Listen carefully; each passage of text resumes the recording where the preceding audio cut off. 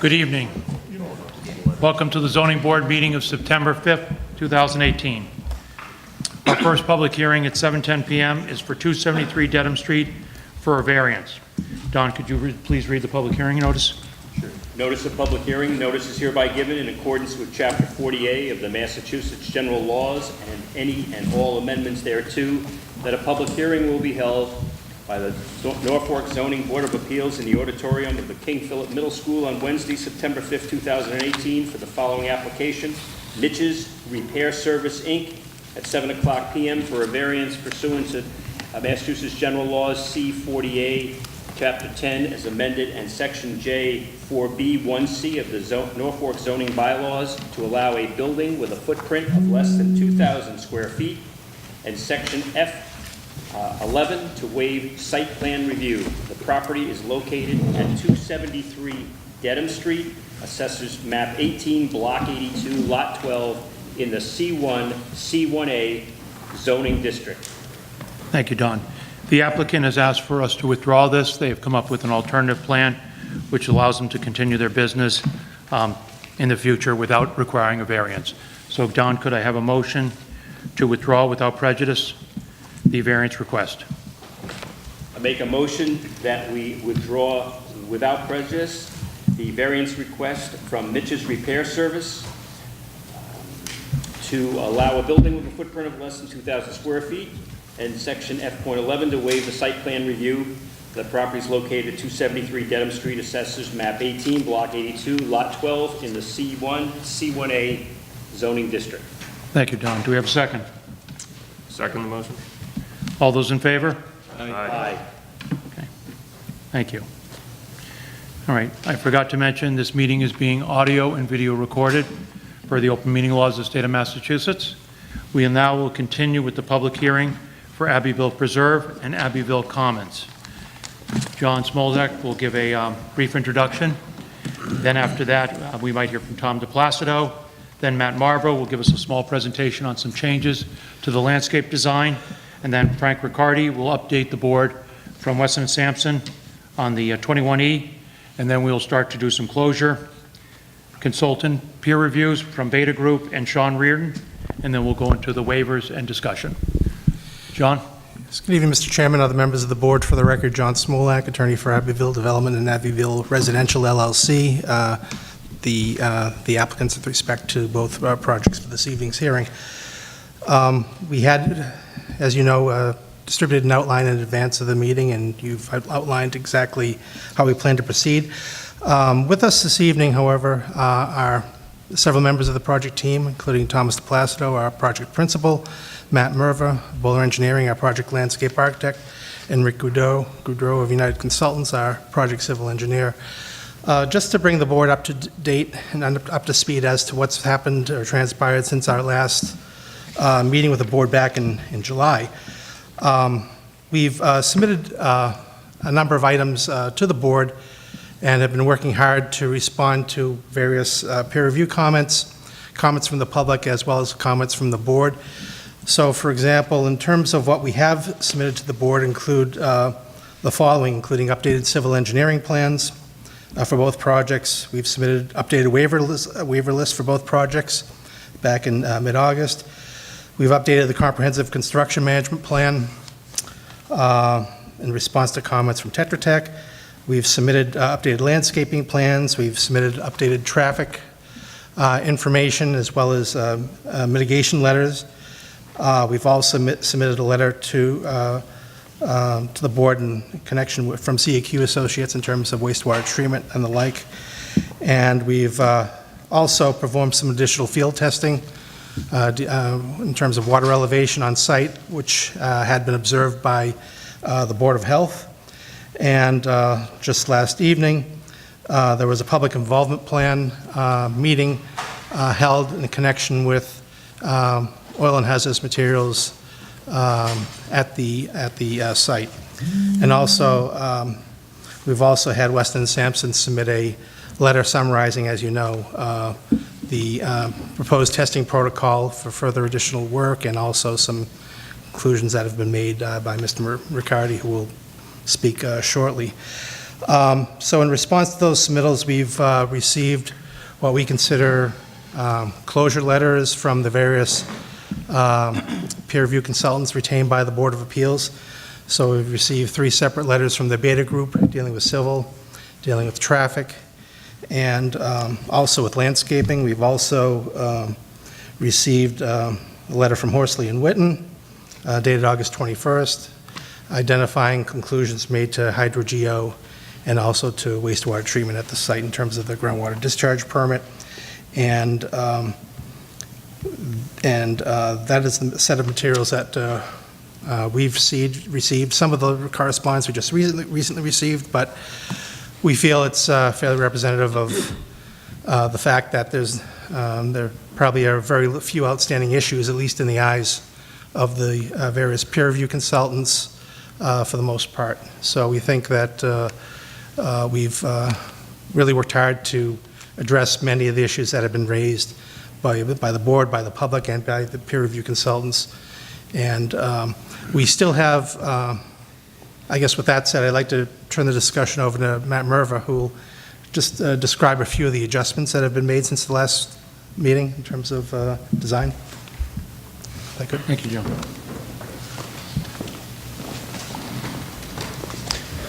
Thank you, John. Mr. Chairman, members of the board, Matt Merva with Bowler Engineering, landscape architect for the project. Just wanted to run through a couple of quick items. As John mentioned, most of the items have been addressed in the set that the board has most recently received on the 8-1 revision. And 2 of the items that probably hadn't been shown to the board yet, but were put into that set and respond to some comments are the area at the abutter's driveway here and the adjustment to the design for what was formerly the boathouse. And I just wanted to run through those areas really quick.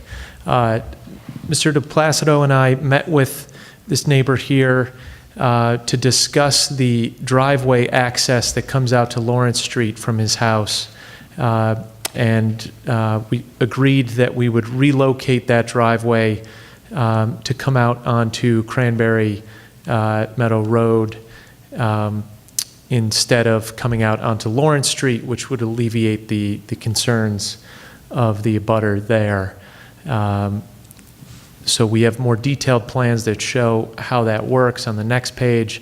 I'll get to that in a second. And then also, in coordinating with the proposed plans for the causeway, we needed to revise the configuration of the amenity area down here by Bush Pond. And what we intend to do now, there will be some mitigation planting in here, so we've relocated that amenity area further to the northwest, and we intend to reuse some of the existing foundation that's down there from the old operation and create just a little terrace that would overlook Bush Pond, but use the existing foundation wall as kind of the basis for that, and there would just be a simple pavilion structure on top of that. If you wouldn't mind going to the second page there.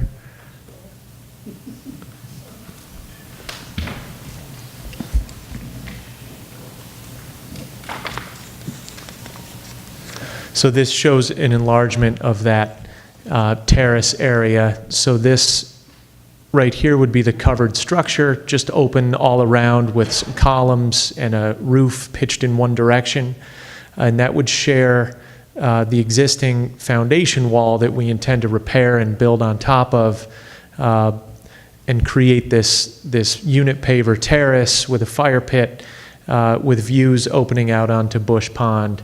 So a little bit simpler of a structure, but definitely responding to some of the environmental considerations for the mitigation that was happening in this area relative to the new design for the causeway improvements that are ongoing now.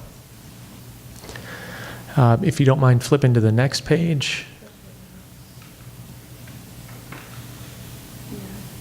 And then this shows the improvements to the driveway which was coming out here onto Lawrence Street, and we've relocated it to come out perpendicular to, I believe it's Cranberry Meadow Road.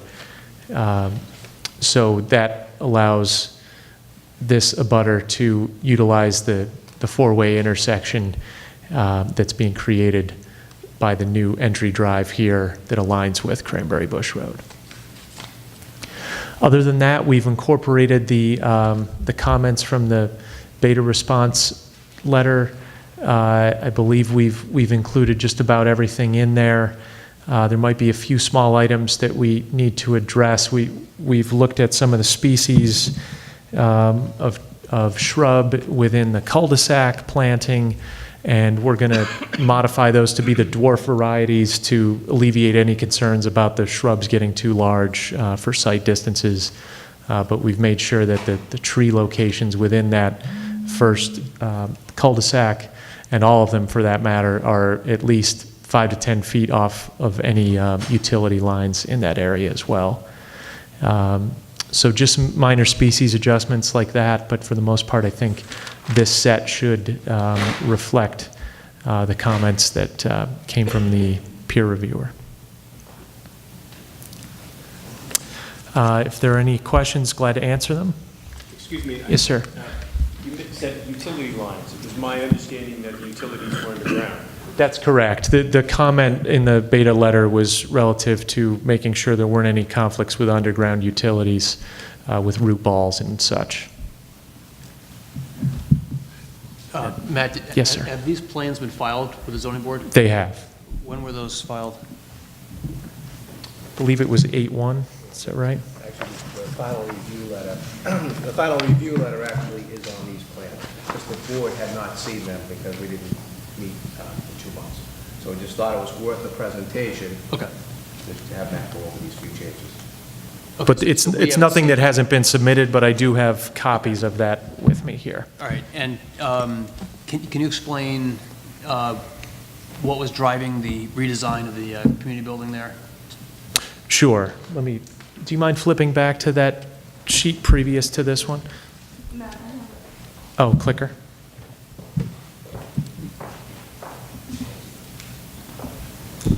Tom, while he's doing that, is that going to be maintained by the homeowners association or by you as the owner? The HOA would need. The HOA will maintain it? Yes.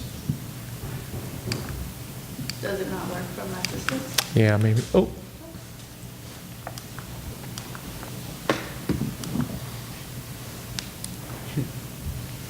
Technology. All right.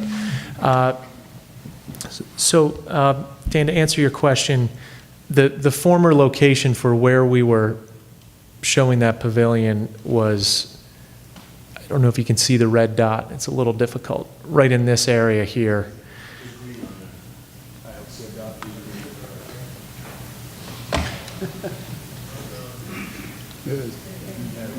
In here. As part of the design plans for the roadway and the causeway reconstruction, there's some mitigation planting that's going to go in this area that not designed by our firm, but by the roadway design consultant. So that required the relocation of that area. And in talking with DEP, we were also looking for sort of a less invasive structure down there. We're no longer doing a dock out onto the pond. That was deemed undesirable by the environmental discussions that Tom's been having. So really that was the driver for the relocation of that area, and to kind of as a nod to some of the historic use of the property, we're trying to incorporate, this is an existing foundation right here, kind of in this U shape, to one of the old buildings that was part of the operation here, that we thought it would be a good idea to try to sort of celebrate and reuse as part of this reconfiguration. Okay, and who is suggesting that the dock and the boathouse concept was not a good idea environmentally? Who is that coming from? DEP or our Town Conservation Commission or who?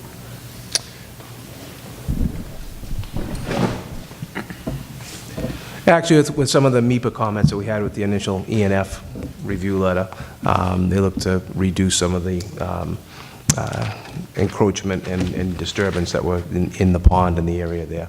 So that, combined with that and the fact that there was a large swath taken by the causeway for mitigation, we just had to move it over, and we were sort of cramped a little bit. That's why we used the existing foundation and thought it would be a good idea.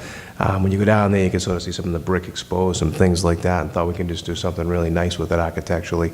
And it's a nice view from that area too, right across the whole pond as well. Okay.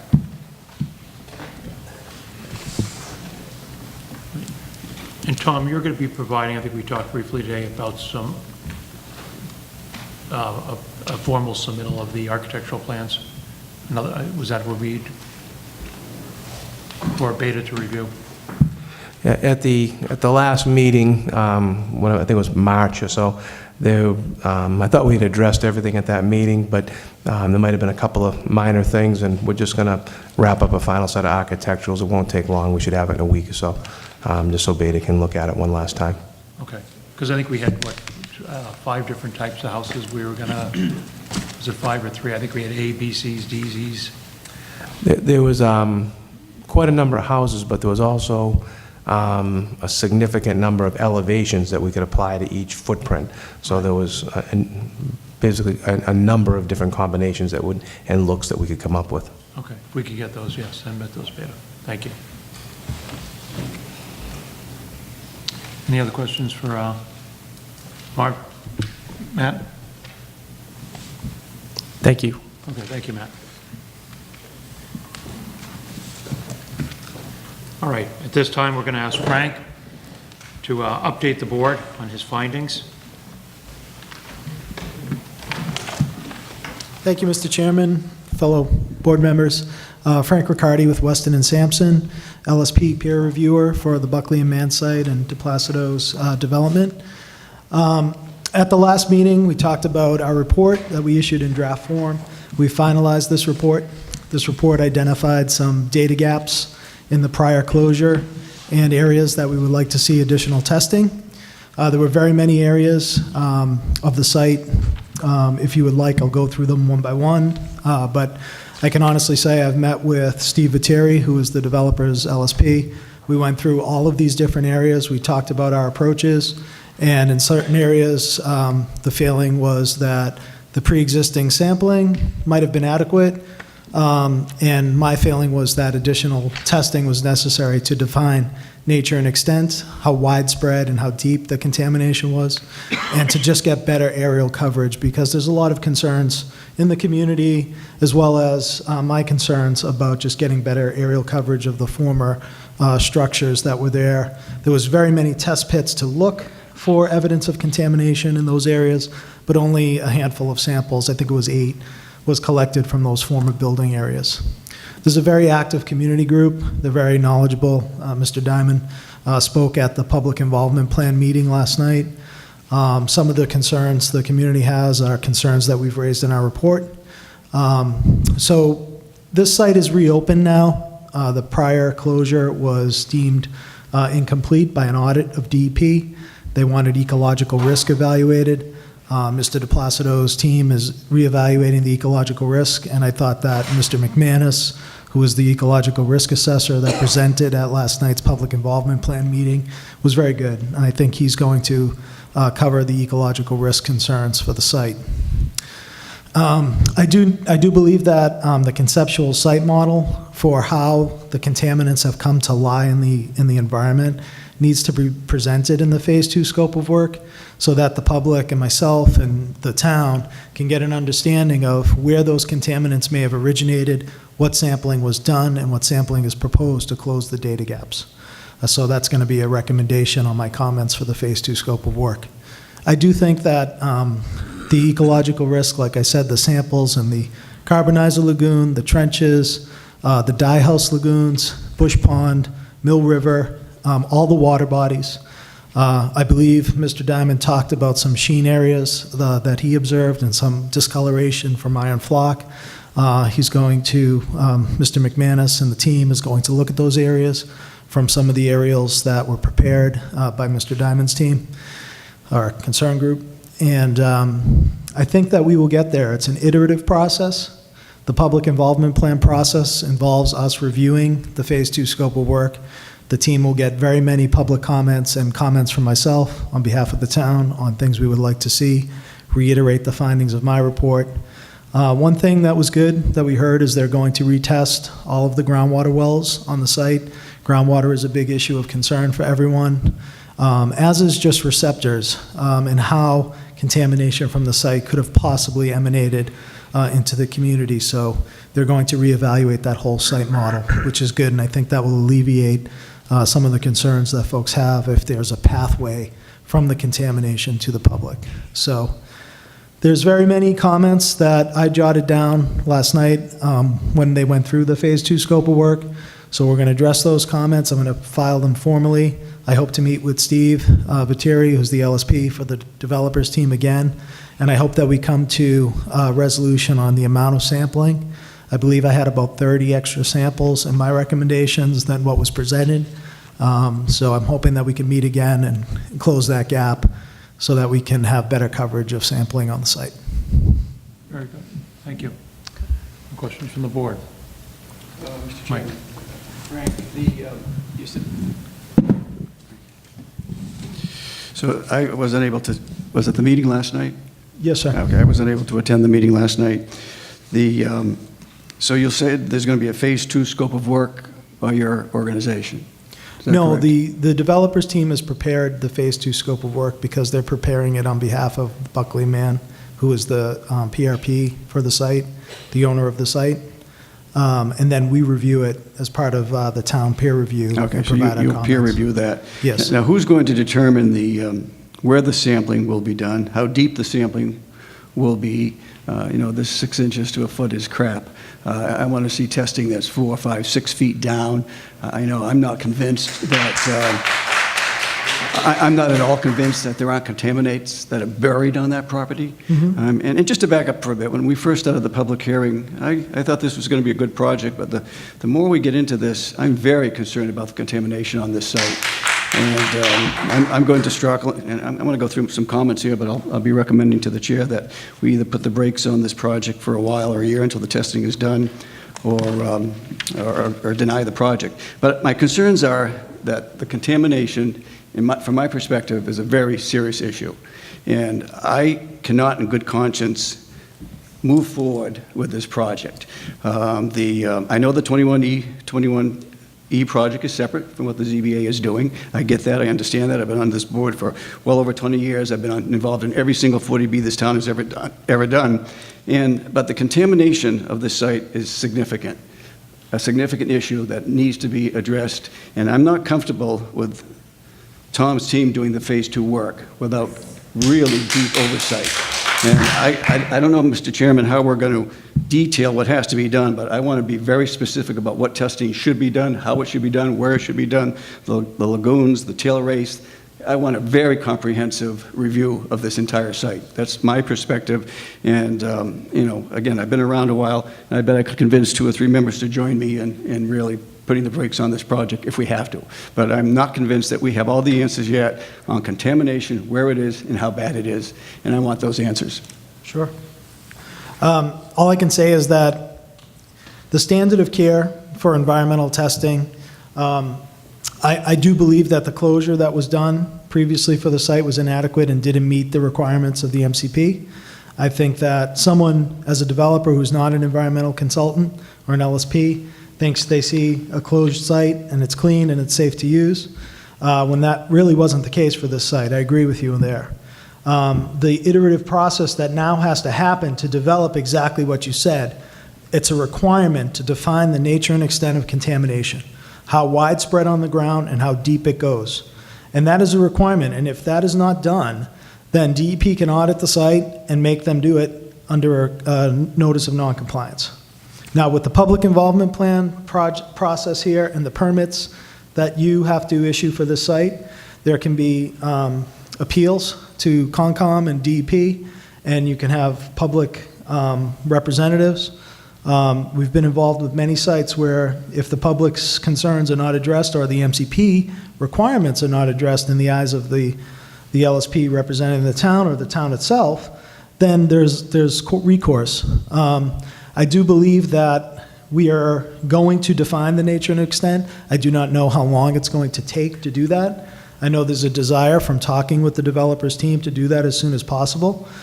And I don't take for granted the concerns of the citizens. I've met with Dave and Sandy of Concerned Citizens Group and talked with very many of you privately and publicly about the site. And we want to do the right thing to make sure that the protection of the public health and the environment is done correctly. So I understand the concerns. I totally feel for the community who has have to live with the site in the town for very many years. But the process has to be done through to completion. Now, who does it and who you feel comfortable doing with, that's a decision that's, the towns and the developers to talk about. But I do think that the comments that the developers team will receive will address all of these concerns as far as depth, fate and transport of contaminants, ecological risk, human health risk, sampling of the water bodies is all concerns that we heard last night, and it's all requirements to test those if they show that the contamination has come to lie in those spots. Okay, right, Dan. Other questions from the board, then I'll let you speak to. Other questions from the board? Okay, Dan. Could I make a few comments on that, if you don't mind? John, I'm going to let Dan, and then we'll have you, okay? Go ahead. Frank, I have a few questions on your report. And first of all, thank you very much. It's a very thorough report. I thought it was very, very complete and very well written. I think it's helpful for us lay people to have reports that are generally written in a way that we can understand them and not have to hire scientists to interpret. There were a few parts of it that I had trouble following and understanding, and so I have some questions on that. But I think the more fundamental question I have is how did we get to this point today where this site was closed out in 2001? It was closed out through a response action outcome statement and the recording of a activity and use limitation restriction on the property. Those generally under Chapter 21E are the closure points where people can feel comfortable that there's no further problems with the site. That was in 2001. It was done by a firm, CDM, which supposedly is this great firm that we keep, it was represented to us that they're the gold standard of environmental firms. How is it 17 years later, when somebody blows a whistle to DEP, which results in an audit letter being sent, that suddenly we're in a position where you're advising the town that the sampling and modeling that was done for the closeout of the site in 2001 was inadequate, and we have sampling done between 2014 and today, which results or which shows elevated concentrations of all kinds of contaminants in the soils and groundwater all over the site. There were areas that were never tested that you flagged. How is it that those areas were never tested when it was known that those areas were being used for the manufacturing facility and for waste disposal? I guess my faith in the environmental enforcement process of 21E is shattered, and probably shared by other people in this room and certainly on this board. How can we be assured that sites like this are being closed out properly and completely? What went wrong, and how do we prevent this from happening again? Well, certainly I'm not going to speak on behalf of CDM and the LSP that did the closure. The process in Massachusetts, it's a privatized program where the state allows private citizens to get licensed based on their experience and a test, which is an 8-hour exam, to be licensed as a licensed site professional to opine on the assessment and cleanup of hazardous waste sites in Massachusetts. There are processes by which sites are ranked, where higher ranked sites get direct DEP oversight with the LSP, and lower ranked sites, it's really the opinion of the LSP if they're meeting the requirements of the regulations. Very many sites every day in the state are closed out by LSPs either working on their own or working for a firm where they opine that all the assessment and cleanup activities conducted on the site are done in accordance with the Massachusetts Contingency Plan, which is the regulations for cleanup of these sites in the state. So the LSP who closed out the site had an opinion that he met all these criteria. He sampled the site to define the nature and extent. He evaluated the fate and transport of contaminants in the environment and the human health and ecological risk. And he opined that a permanent solution, which it is what it's called now, back then it was called a response action outcome, was achieved. Now DEP audits every site that has an activity and use limitation, which is a deed restriction that restricts certain uses on the property to prevent exposure to the contaminants that are capped on the site. So any AUL in the state is reviewed by DEP. For this site, it was reviewed in 2017, 16 years later. Whether someone asked for an audit, I'm not sure. But immediately, whoever did the audit noticed they never evaluated ecological risk, which for a site that has lagoons, a river, wetlands, ponds, is a big glaring mistake. So, and then the nature and extent, once you see the testing and you see exceedances of criteria that don't have bottom and sidewalls and extent defined, it's obvious that there was some disconnect with the opinion that it was defined. So we reviewed it. Our findings were that it was not done in accordance with the regulations, and Steve Viteri, the LSP for the developers group, is recommending additional sampling as well. I think that, like I said, with some conversations with Steve and Dave and people who are concerned that are going to comment, I don't want to speak for Tom and his team, but it sounds like we can get to a point where we have the sampling that would be in accordance with what Mike wants to see for the site and everyone wants to see for the site in the community. But I don't know how long that would take, because typically you take a sample, you get a result. If it's high, you got to go back out and take another sample or two. So it's an iterative process. That's the standard of care for this industry. You're never going to go out in one event and fully characterize a site unless the site is squeaky clean and you can show that. So it's an iterative process that feeds into a risk assessment for human health and the environment.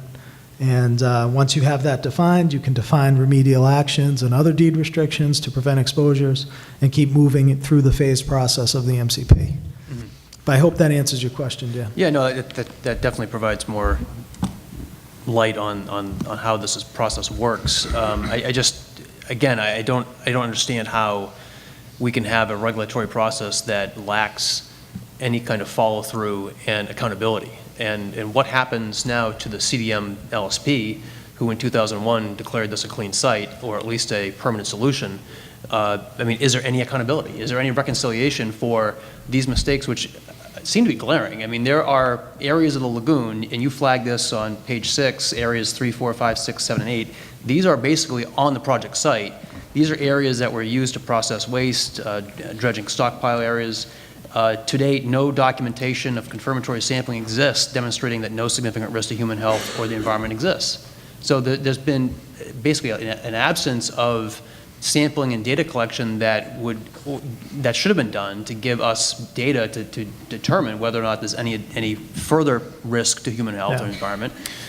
And so now I guess, I don't want to dwell on the past. Obviously, at this point, we're moving forward. Right. The board needs to understand what the risks are, what the process is for cleanup, and whether or not that plays a role in the kind of conditions that we might issue, or plays is a factor in whatever decision this board makes. Not to assume one way or the other what the decision is going to be, but I think moving forward we need to understand what your recommendations are and how we digest that in the form of whether these are conditions or grounds for approval or denial. And just going to a couple sections of your report, if I could. On page 4, you had flagged arsenic was detected in 7 of the 9 wells, and then TCE was the only detection of VOCs from monitoring well number 3. No previous detection of TCE had been reported at the site, and the source of this detection is unknown.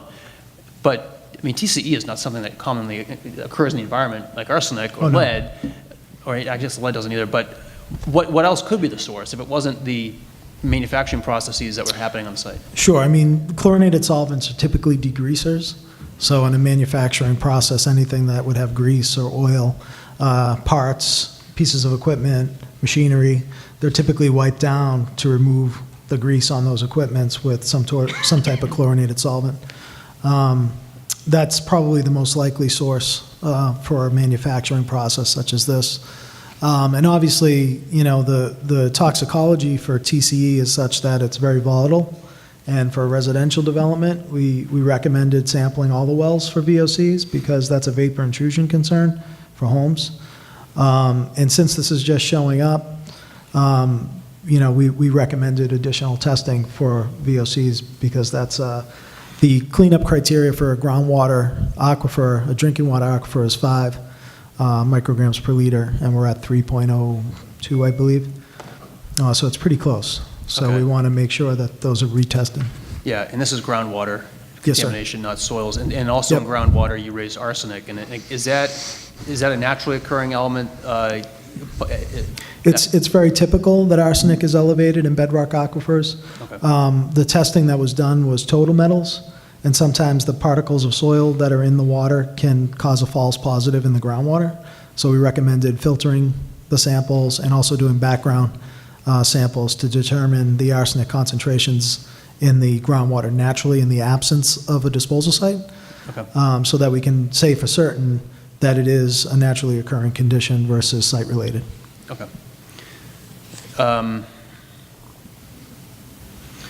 And then the 2018 soil investigation, there were elevated concentrations of a whole bunch of stuff, lead, some really long names that I can't pronounce. I mean, a lot of this stuff, I mean, this isn't naturally occurring contamination. I mean, this is stuff that came from this Yes. this old. Yeah, I mean, there's published values for naturally occurring concentrations of metals and polycyclic aromatic hydrocarbons, which are products of incomplete combustion typically associated with roadway runoff.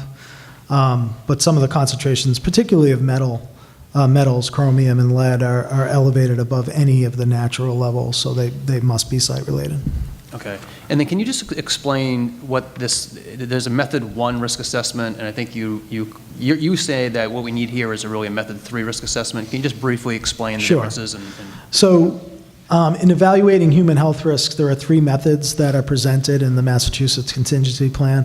Method 1 is cleanup standards that are promulgated by the DEP, and they're published in the regulations, and these are very conservative values that assume kind of worst-case conditions for residential, industrial, commercial uses. And there's different categories based on the soil exposure, the groundwater classification as a drinking water aquifer, or a non-drinking water aquifer. So those are very conservative standards that are, you know, if you wanted to look real quickly to see if you have a site that presents risk to human health, you would use those standards. Method 2 allows you to adjust some of those exposure factors, dose and duration of exposures, so that you can make it more site-specific. And in Method 3 is a full site-specific risk assessment, which looks at current and future uses of the site, exposures that would be anticipated for these types of sites by the public and trespassers and workers. And then it evaluates all the risk on a very site-specific basis with assumptions by the risk assessor of duration of exposure, how much you would eat on a daily basis, and it projects it out for a cancer and non-cancer risk so that you can evaluate not just is it a risk now, but would it be a excess lifetime cancer risk over a 30-year period. Okay. And who decides whether a method 3 risk assessment is going to be undertaken? Is it So DEP typically, a method 3 risk assessment, when you start evaluating the site on a very site-specific basis, actually allows you to leave higher concentrations in the soil and groundwater because it allows you to adjust those factors. Method 1 standards are very prescriptive in their worst case and their conservative standards. So when you have ecological risk and you have to evaluate ecological risk, typically a method 3 is needed there because there's very specific ecological risk exposures and durations for evaluating the environment and the bugs and critters and bunnies and terrestrial exposures. So I would say that a method 3 is probably going to be done to achieve a permanent solution here. But who's calling the shots? Is it The LSP. So not DEP? No. The only way DEP would get involved is if this was a Tier 1 site, which has very specific inclusionary criteria. Right. So And this doesn't trigger Tier 1? this doesn't, no. Okay. Now, you said on page 5 that although groundwater flow has been determined to be roughly to the north and west, a complete study of the well network to refine groundwater flow information may be useful for detailing contaminant transport considerations. And I know in other areas of your report, you were concerned that concerned with the scope of essentially the hydrogeological study and whether it was sufficient to characterize the impacts on the wells and in the river and other environmental factors. Mm-hmm. What is your recommendation with respect to additional groundwater data collection or studies Sure. to better characterize the risks for contamination transport to either the streams or to wells? Right. And this will all be done, this has all been recommended to be done to evaluate, all groundwater discharges to surface water.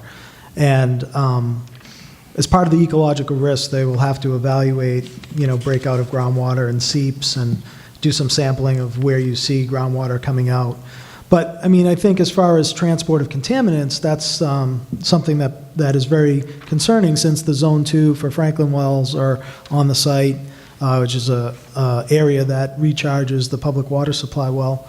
To date, the arsenic, which has been surmised to be naturally occurring, is really the only thing that we have found in the groundwater, I shouldn't say that has been tested for and detected in the groundwater. We have not tested, Weston and Sampson has not tested the groundwater. The TCE is concerning because TCE is denser and heavier in the aquifer, and if that was present in a free phase form, that would sink until it hits an aquitard.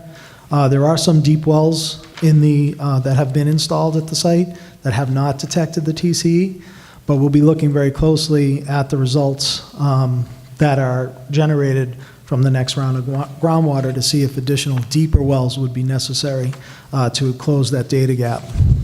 So that's essentially the hydrogeological review that was done by, that's really not a Massachusetts contingency plan item. It's not really covered by the regulations, but we reviewed it and our hydrogeologist reviewed it.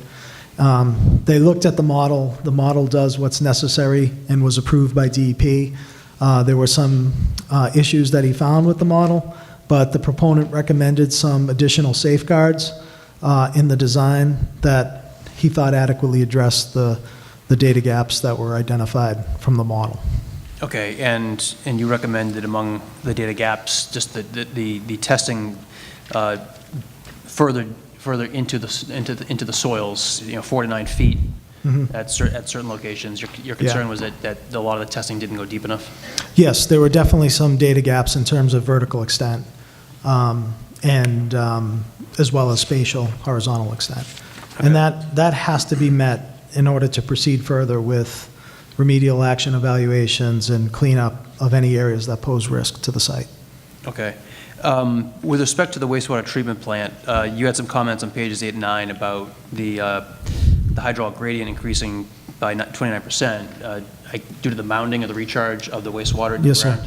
Is that right? Mm-hmm. That's right. So is that, do you think there's a risk that the recharge of the wastewater on the site could potentially push the contaminants that are in the soil or in the groundwater, push it in a direction, say, towards Mill River or towards Bush Pond? It's certainly a possibility. However, we haven't detected regulated levels of contaminants in the groundwater as of this date. So at this point, until we find concentrations that exceed the most stringent standard which we're comparing to, it's really not a concern in terms of contaminant mobility. If we find contaminants that exceed the most stringent cleanup levels, then absolutely, it would have to be evaluated. And a condition that migrates those contaminants or causes migration of those contaminants would have to be solved hydraulically if there was containment or extraction and treatment or whatnot. But to date, there's no concentrations in the groundwater that appear site-related in excess of the most stringent standards. Okay. That's all I have.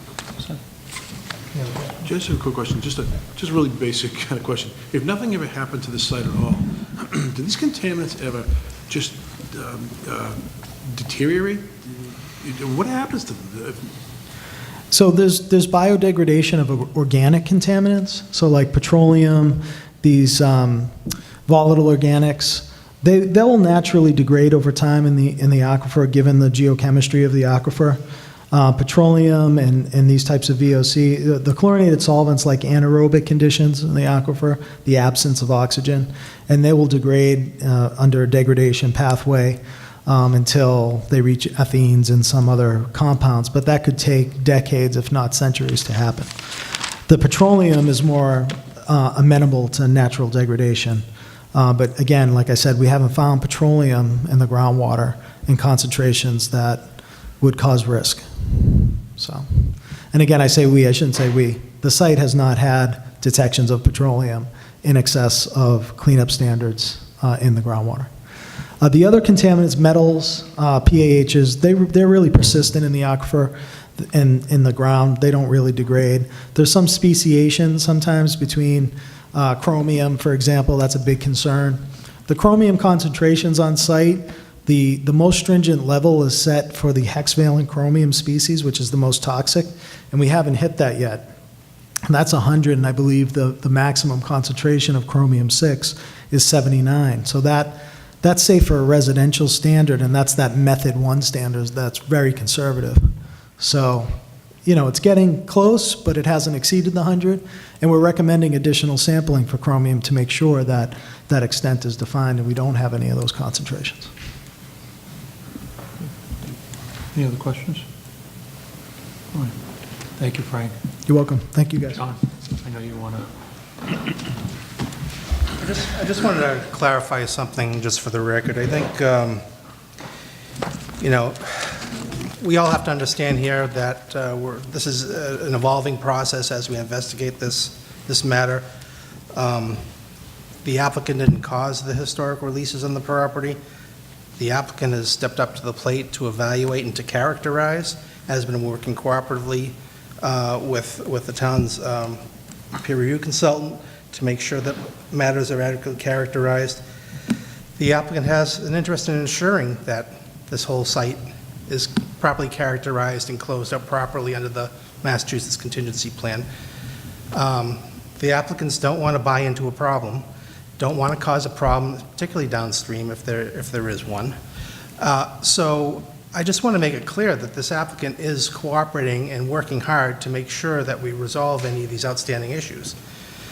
And so when someone talks about shutting down a project because of this issue, that's totally inappropriate, number one, and number two, it wouldn't be allowed as a matter of law because this is in terms of 40B, and this is a matter that's handled under the state MCP and the regulatory process. And so when we talk, we could certainly talk about down the road in terms of timing when development occurs vis-a-vis when the site is properly characterized and closed out.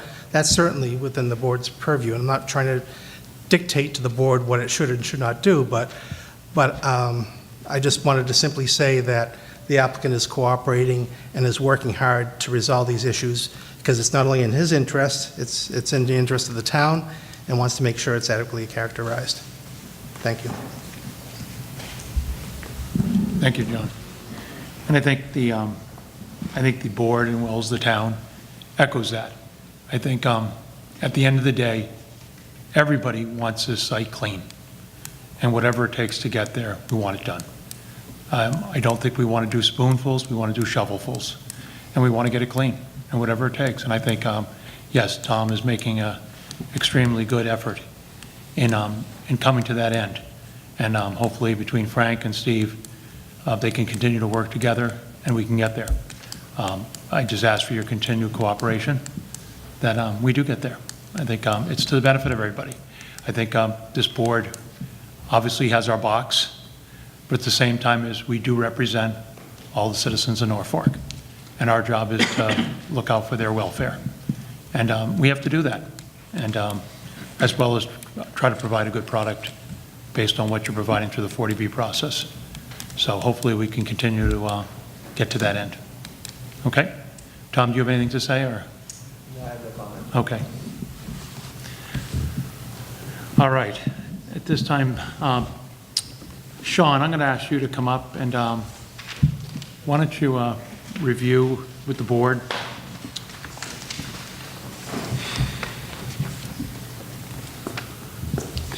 the construction plan that you reviewed. Why don't you give us the highlights and your Sure. thoughts on that?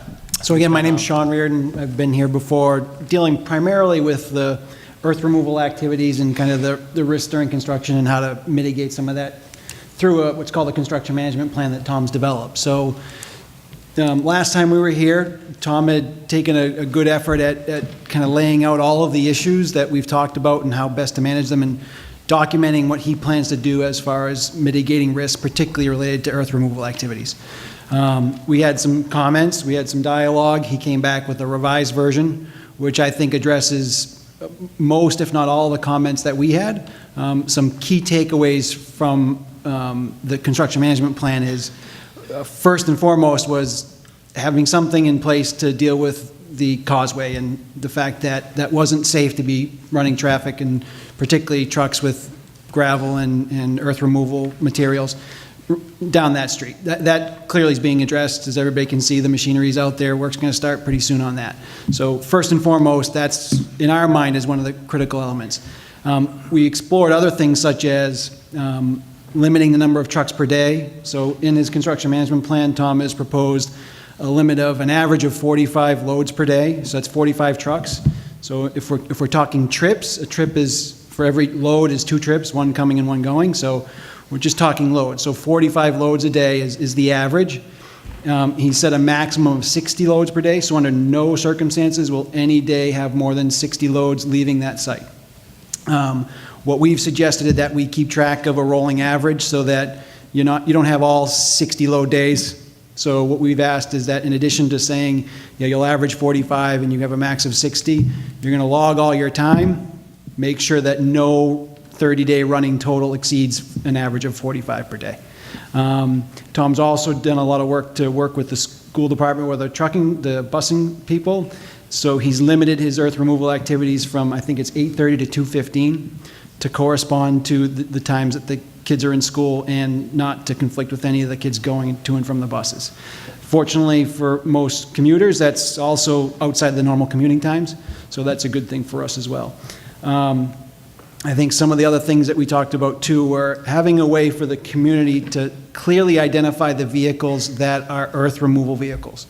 So the construction management plan includes a provision for placarding the trucks and keeping track of all the earth removal activities with manifests and daily logs.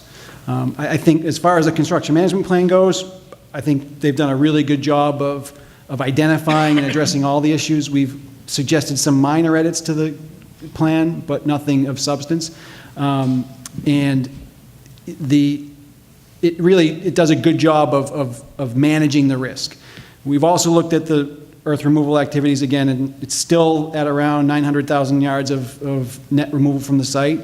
Our position is that certainly they could do more to reduce that number, but the 900,000 is at least a defensible number, whereas the original number that they had we didn't think was defensible. So at current, we still think there's things that they could do to remove less, but at least the 990 is defensible. Okay. Thank you, Sean. Any questions for Sean from the board and the construction management plan? Mr. Chairman. Yes, Mike. This is a question for both Dan and Sean. And again, I have a deep concern about the contamination on the site. What if there is contamination and significant material has to be removed from the site that's contaminated? It doesn't make any sense to me to take all of this material off the site and then bring it back to replace what was taken out of the contaminated area. I'm wondering out loud, Dan, is there a way to condition this that we go with option 2, which is, I think a net cut of $475,000 versus $986,000 as a contingency for what may happen in the contaminated area? You see where I'm going with this? In other words, if the contaminated, it's demonstrated that contaminated soil has to be removed from the site. It has to be replaced with something, correct? So we're taking 986,000 cubic yards off the site and then bringing back whatever the number is, 500,000. And so I'm wondering out loud, is there any way we can have a contingency plan in place if something like that does happen down the road? I don't want to remove all this material and then just bring it back to replace the contaminated material. Right. Does that make sense? Yeah. So I don't know. Yeah, that does speak to the timing of all this, right? So clearly, there's a lot of work that needs to be done to determine if, in fact, something does need to be removed from the site to remediate the site. So I would imagine, to your point, the earth removal activities may have come and gone by the time they've identified what needs to be removed. And like you said, the material to fill those areas might already be gone. So I see you definitely have a point. And that all goes to the timing of when would we know whether or not the condition that you're thinking about could happen. And that's probably months, if not a year away. Yeah, I could foresee a situation where the net export of earth material could actually be higher than 900,000 if a couple 100,000 cubic yards of contaminated soils also have to be removed. So suddenly is more than what was predicted. I suppose you could put a condition on the permit that caps the removal or export of soils to some number. And then if they have to remove a couple 100,000 yards they weren't planning to, then they have to somehow adjust for that in their project. And that's one way to handle it. I mean, I don't know if you remove contaminated soils, I'm not sure if you have to replace them. I mean, I don't know if that's necessarily a requirement. Right? Not necessarily. It depends where they're coming from and what the condition of the area is that you're remediating. Yeah. Okay. I'd like to address that at some point. Can I ask Sean a question? Sure. Sean, I want to make sure we're clear in terms of what your opinions are. My understanding, I mean, we had some debate much earlier in the hearing about essentially agreeing on the metrics, because there was a real dispute over how many trips there were going to be, how many loads there were going to be, and whether or not that matched up with the actual cubic yards of net export. Are we at a point, or are you at a point now with the developers team that you're in agreement as to the number of trips that will be required for the amount of export that is being predicted? Yes. So Tom and I went through a laundry list of discrepancies between how he kind of viewed things and I viewed things, and we came together on that. So all the numbers that you see presented represent a common metrics determination. Okay, and then related to that, you're confident that the 900,000 or thereabouts cubic yards of net export, that is an accurate number based upon your review of the plans and what they're proposing for sequencing and the site development of the project? Yes. Okay. All right, good. Sean, what would be the method of compliance? Is there a standard format for compliance to this type of thing? We're not going to have somebody stand there and count trucks over the years. Is there a standard format to review, or is it really reviewing logs? In terms of complying with the compliance, terms of CMP? You mentioned, I think in your last section, is that the ZBA should condition require strict compliance, annual updates, monthly compliance reviews with the town and its representatives. What have you seen in the past? Is it something the land use office does? Is it reports to the ZBA? So the big thing is documentation. So the CMP says every load that leaves this site will have a shipping label or a manifest. So if you find, what they should have is periodic reviews of their information. If you find there are gaps in the information, and that speaks to the quality of their logging process, and it's going to need to be addressed. I think my concern in commenting is it's all well and good to say you're going to do something. If you lack a hammer to make them do it, if there aren't penalties, if there isn't oversight, then you're really just left to hope that they do what they're supposed to do.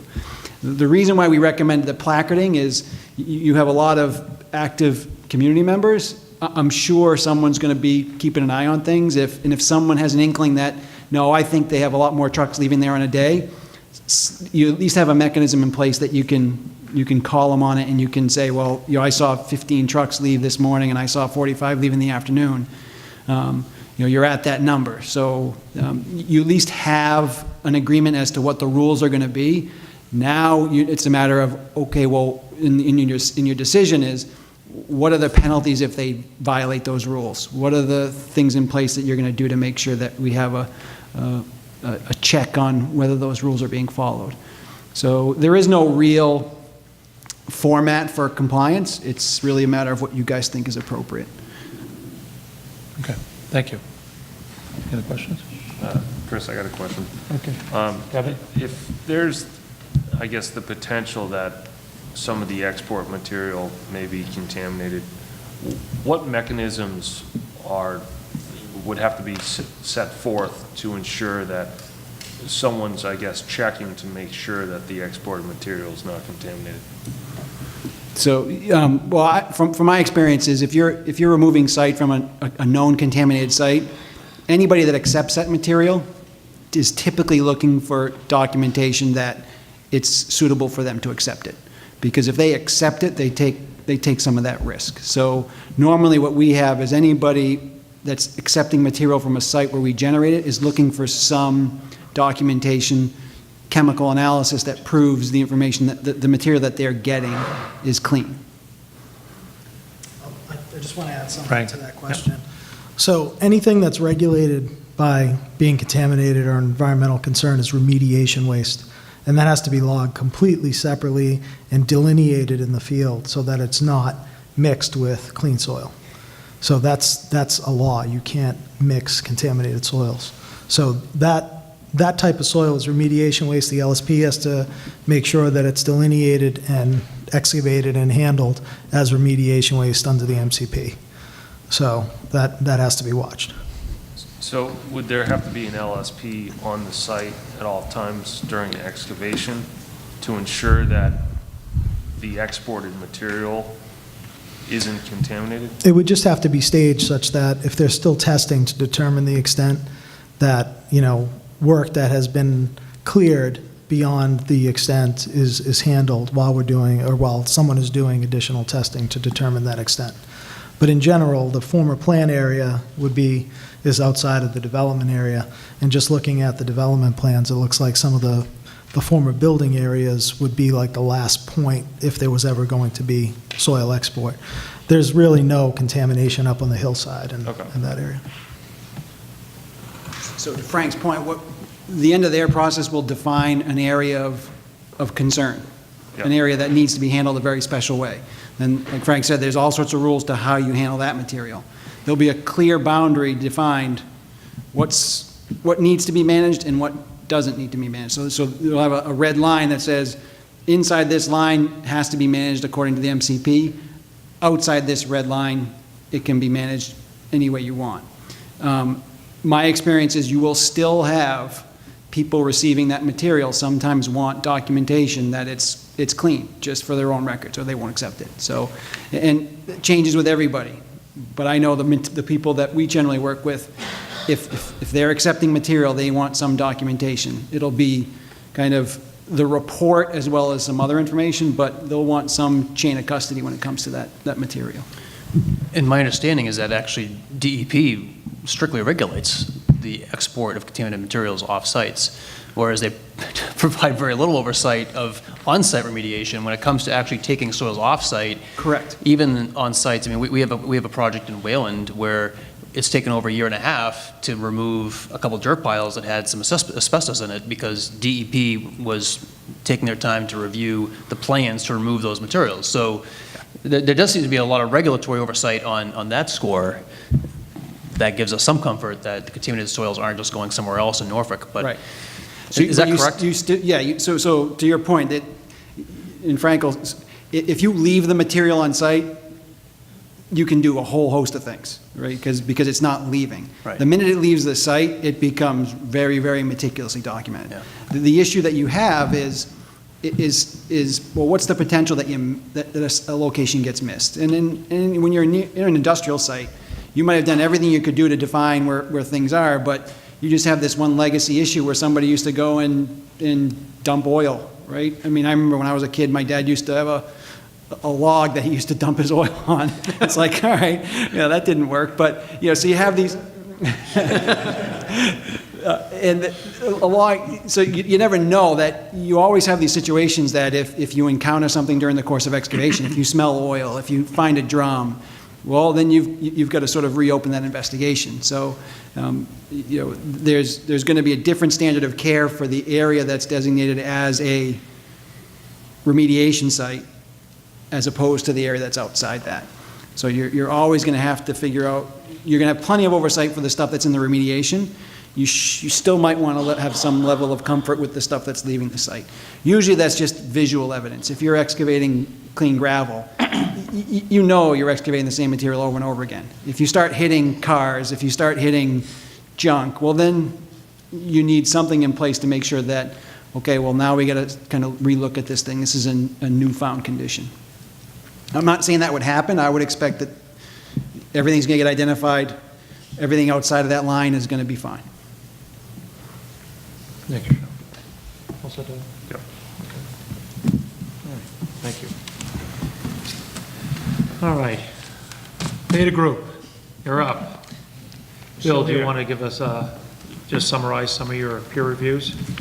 I know you have the civil engineering and groundwater, you have the landscape, you have the architecture, and you have, I think Jason's here with you, too. I think there was some traffic issues that were still left open, so I don't know if you want to start with the traffic, or I'll let you decide. I think it's probably best to start with the traffic.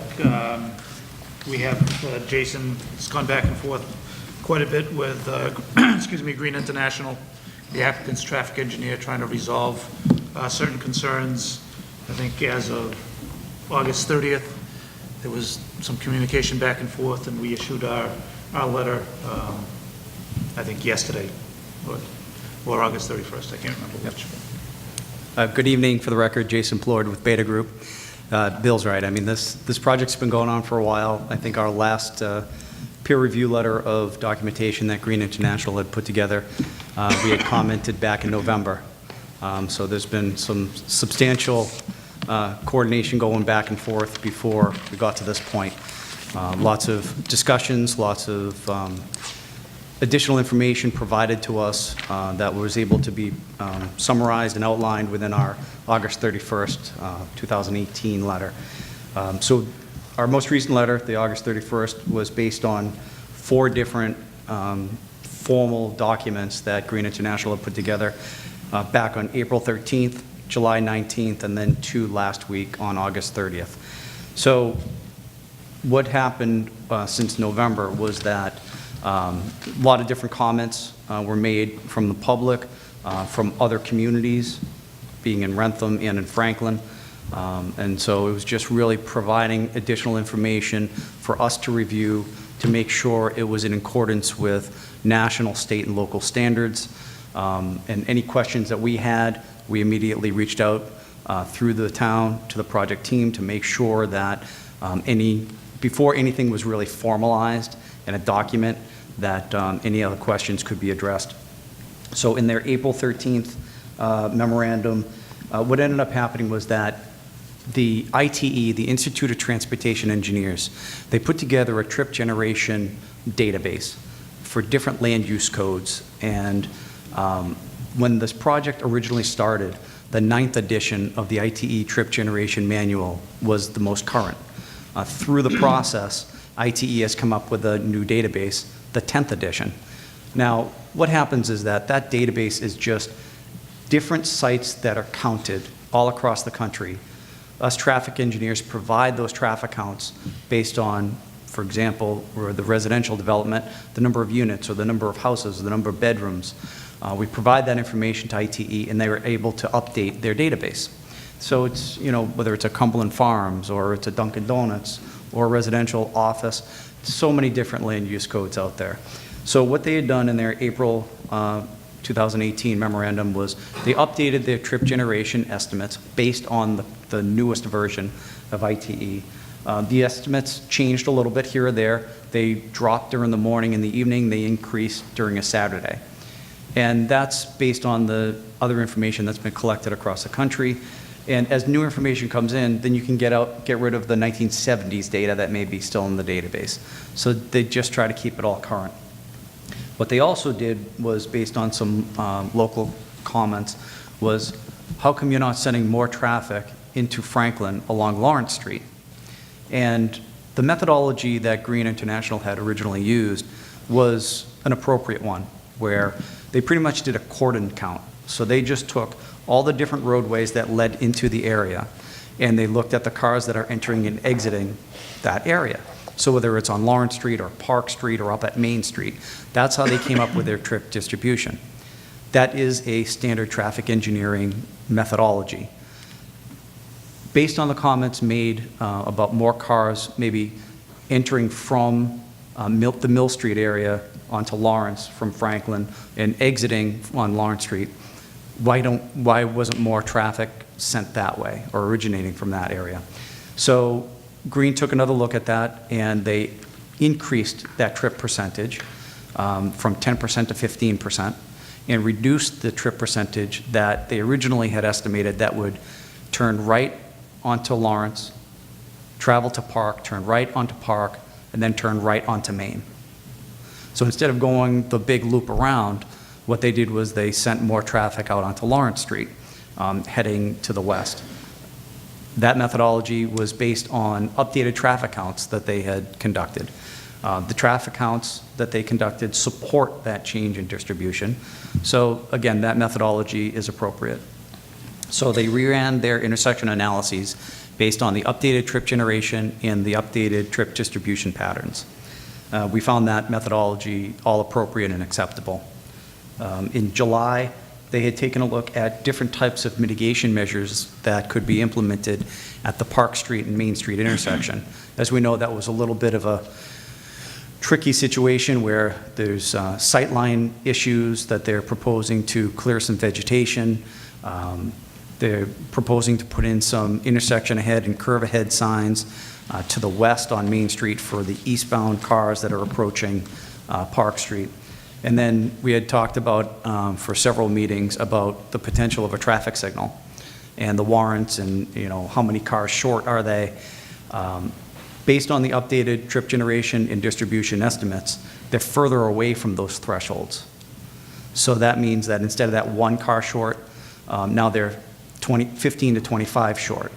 So they're not triggering or even being close to those warrants for the minor street thresholds on Park Street. So what they had done was they took a look at what other measures could be implemented out here to be able to improve safety and operations. So they took a look at restriping the Park Street leg of that intersection. Right now, it's two-lane cross-section, one lane going northbound on Park Street, approaching the stop sign at Main Street, and one lane departing. As we've all seen out there, as you're going northbound, two cars frequently stack up side by side on the Park Street approach. Because there's that width of the approach is about 24 feet, and then as it goes back about 25, 30 feet to the south, it starts tapering in to about 17 feet. So they took a look at maybe restriping that whole area from the Main Street intersection along Park Street southerly past the bridge. And a couple of issues that we kind of had with that idea was, number one, that the two-lane approach on Park Street northbound at Main Street would be 10.5-foot lanes. And based on the town standards, you need to have 12-foot travel lanes. So it would be a substandard design. I'm not saying that that's not appropriate. I'm just saying that it would have to go through a different town review and acceptance process, whether that's through the DPW or a different board, but certainly not for me to tell you that whether it's acceptable or not because it is substandard. So it would have to be a town decision. Another issue with the two-lane approach is that the two-lane approach would have to then carry southerly to the bridge, and the bridge is owned by Mass DOT. So any kind of changes, whether it's striping or physical improvements like, widening the bridge, would have to go through Mass DOT. So we recommended that if that design is pursued, that it would have to be through a separate process with the town. Then they submitted 2 letters in August 30th. The first one was that they updated their traffic signal warrant analysis, which I had identified a little bit ago. They're not triggering the traffic signal warrants anymore. There was some discussion going back and forth, can we call it a 2-lane approach on Park Street versus a 1-lane approach? I said, no, you can't. So, because you just can't carry that far enough back, and it's substandard land. So it's all good, you know, I mean, their analyses are all up to national and state standards. And then their final letter was summarizing their improvements, which we are definitely in agreement with. It's improving a lot of safety out here. You know, I know that they're working with the town for the Mass Works grant along Lawrence Street for the bridge to be able to provide pedestrian access, working on the sidewalks. I talked about at Main Street and Park Street. A lot of signage, driver feedback signage for cars that are really going too fast. And I personally like those driver feedback signs because it actually shows you how fast you're going, and you may not have been realizing how fast you're going at that time, and now everybody else around you can see how fast you're going, so you're kind of a little more conscious about it. So we actually have reviewed all of their information, and again, it was another 10-page letter, so we don't get paid by the word of the page on this, but just wanted to make sure that we're as thorough as we possibly could be.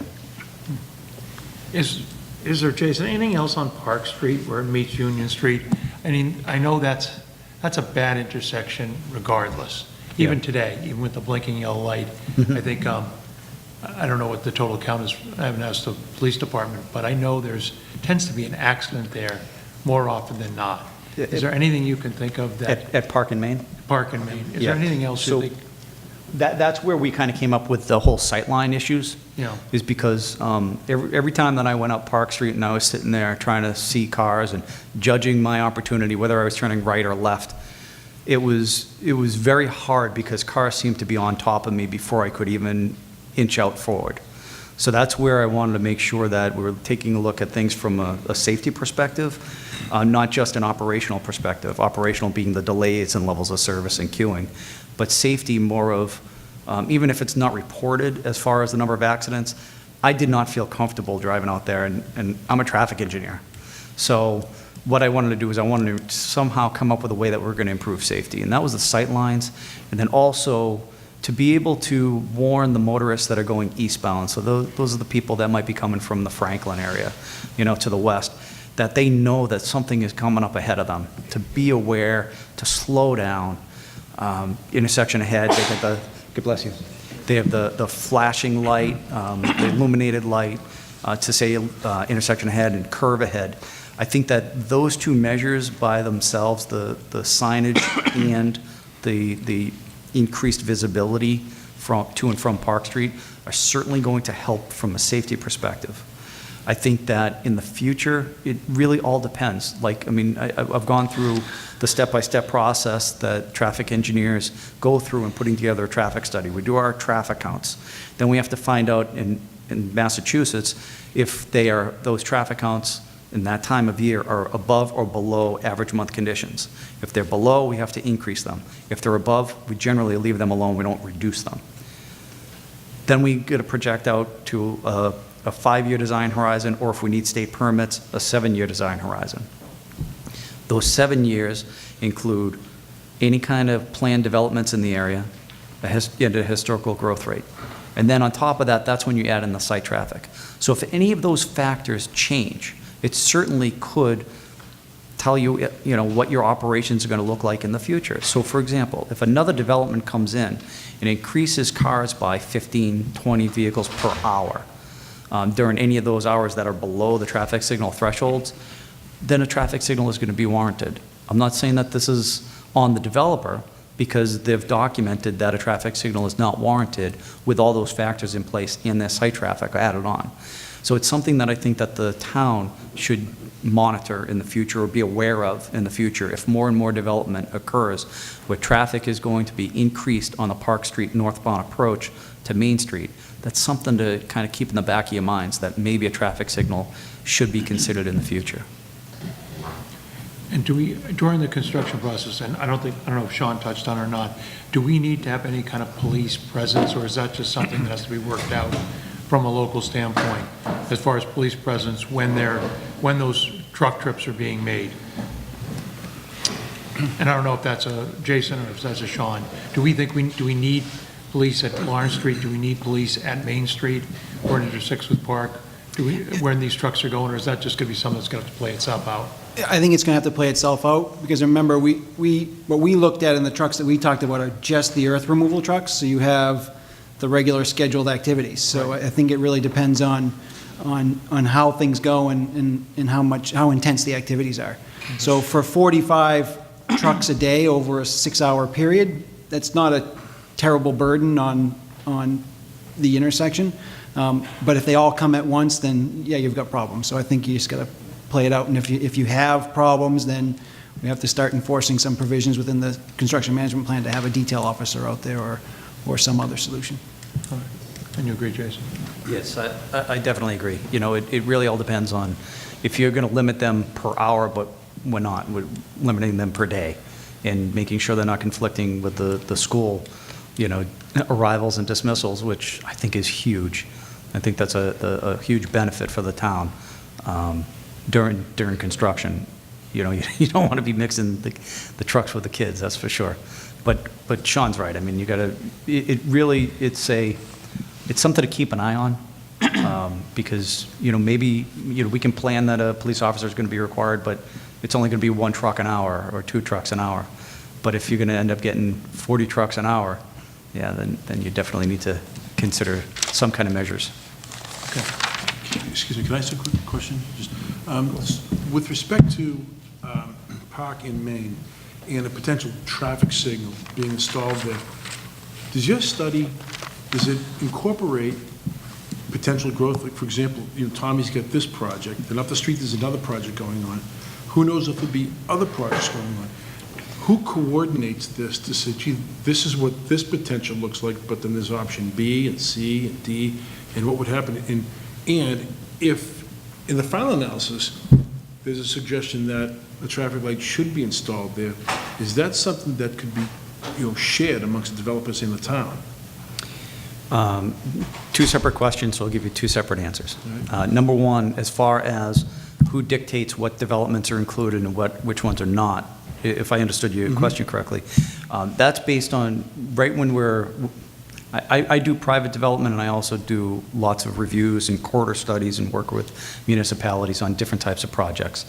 And when I'm putting together a traffic study, the first thing you need to do is coordinate with the municipality, because it's almost like if there are no developments that have been submitted that are before you, then you don't include any of those, any fictitious or future developments that could occur. If there are 10 in front of you that have already submitted their applications, you have to include all 10 of them. Okay. And then it's a matter of, okay, getting a copy of their traffic studies and finding out how they distributed and added their site traffic to the roadway network. And if there's only trip generation letters, then you have to do that on your own. So the process that Green International went through in identifying the different types of developments that were in front of them, they coordinated with the town in order to get that list and those documents. So they went various towns. So would that include Norfolk and, let's say, Rentham? Yeah, they actually did reach out to the different communities, and they did in their traffic study. They have a table that lists the different developments that they included and where they were located, not only the address but also the communities. When you have a larger development that may have some, for lack of better terms, a regional impact, I don't think that this development hits those limits, but if it's going to have an impact in other communities, then you certainly want to coordinate with those communities. And they went through the process appropriately. Now, I'm sorry, what was the second question? The second question has to do with the cost of actually installation of the grid. So that is something that could be worked out with the town and a developer or developers. Now, what usually happens is that if you want to go through the process of a fair share kind of commitment, then you need to really have almost like a plan already established, so you can have that pot to collect money specifically for those improvements. So, but without that, it would have to be a separate kind of an agreement, not a fair share. And any kind of developer that wants to come in, they certainly can contribute in any way that an agreement can be established, whether it's providing design, whether it's providing a financial commitment, whatever that is. Different communities do it different ways. Okay. Thank you. Go ahead, Joe. Yeah, hi, Jason. I'm probably the one who started a lot of the conversation about Main Street and Park before, about the traffic signal need there. I look at it as being an area where it's almost like the glass is already so full, and we're about to overfill this glass. And you mentioned, and I share what you were saying about how it feels to go through that intersection today. But I'm not clear. If you're saying that there's justification for not having to do a traffic signal, but then you're talking about restriping the area, are we talking about encouraging 2 cars to approach that going northbound? So that was the design that Green International had come up with. They were trying to think of different ways to be able to improve the operations. And I'm not talking safety. I'm talking more along the lines of reducing the delays and the queuing. And they had come up with an idea of possibly restriping that approach. Well, actually the whole leg, because you would shrink down the departing lane, the southbound lane, and modify the northbound approach. Right. But my comment would be is, I don't see where this gets better if you're bringing 2 cars to the top of Park Street. Because when you talk about the time it takes to see what's going on, make your left-hand turn, not to mention trucks starting from scratch if they're heavy loaded, there's just no time. And plus you're being obstructed by the car on your right, that you cannot see what's coming in that direction. So I don't see how that works. That's, honestly, in the traffic engineering world, that's always been a debate. Is it safety versus operation, delays in processing cars through an intersection? Where this is already I would say it's a safety concern because of the speeds of cars on Main Street and not being able to see far enough. I think that by introducing a 2-lane approach without it being signalized, then I would not move forward with that recommendation. If it was signalized, then that would be okay. Right. But then if there's an issue of not processing enough vehicles because you can't do 2 cars going to, doesn't that go back to the traffic signal concern again? It does, it comes into play as far as the operations of the intersection, not the traffic signal, because the traffic signal, you need to be able to meet for 8 hours of the day, and it doesn't have to be consistent 8 hours of the day. Any 8 hours of the day, there's a main line threshold and a minor street threshold, and you need to satisfy both requirements for 8 hours of the day. They only meet it for 6 hours of the day. Or, I'm sorry, I don't mean they, because it's the traffic as far as the existing traffic, the future traffic, even without them, and then their added site traffic on top of it. So the combination of all of those different criteria or components of the future traffic volumes that they ran the signal warrant analysis as part of do not trigger 8 hours of the warrants per day and the reason for it is because you can't just arbitrarily put up a traffic signal whenever you want to. There's certain criteria that we need to follow for a liability situation. You can't just put up traffic signals wherever you want. What goes into the time it takes to make a turn through that intersection? Yeah. Does that play into it?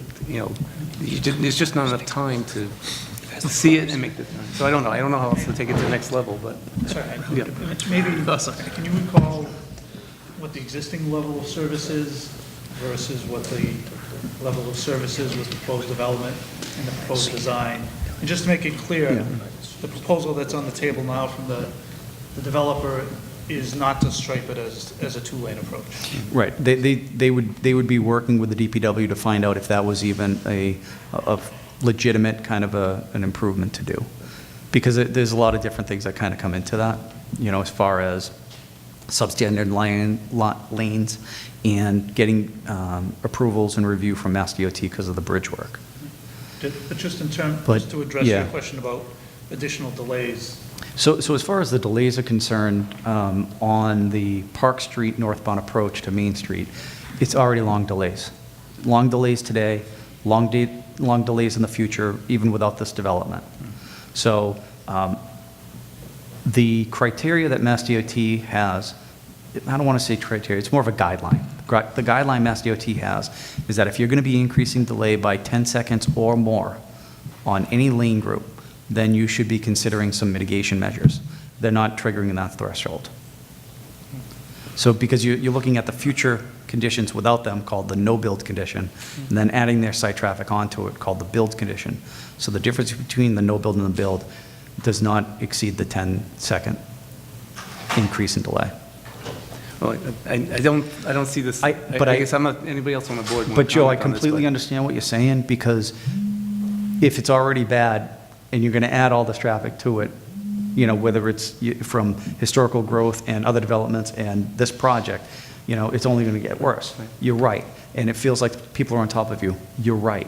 And that's why these sightline improvements and the signs out there to try to slow people down, I think that that's going to be a benefit. It really will. With or without this development, those things should be considered today. It just seems like the traffic would be processing better through that whole intersection if it was given the traffic signal. Yes, you go, you don't go. But I And don't that's know why I think that the town should keep an eye on that, you know, the traffic volumes out there, because if more development occurs that are not online yet, it could definitely trigger a traffic signal out there. Thank you. Any other questions for Jason? Just one question. Yes. Did the traffic analysis take in not only Tom's project, but the other project, Cranberry, what's it called, Cranberry Heights? Does that traffic, are those numbers factored into this? Mike, I'll have to look it up. I know that they completed a whole list of them. There might have been like 10 different developments. I have it with me, but I just need to take a look at it. Okay. Not right now, but we do need that information. Yeah. Thank you, Jason. All right, thank you. Bill? All right. Maybe move on to something less exciting than traffic. There's nothing like IT trip generation. Nothing It's so like exciting. discussing that.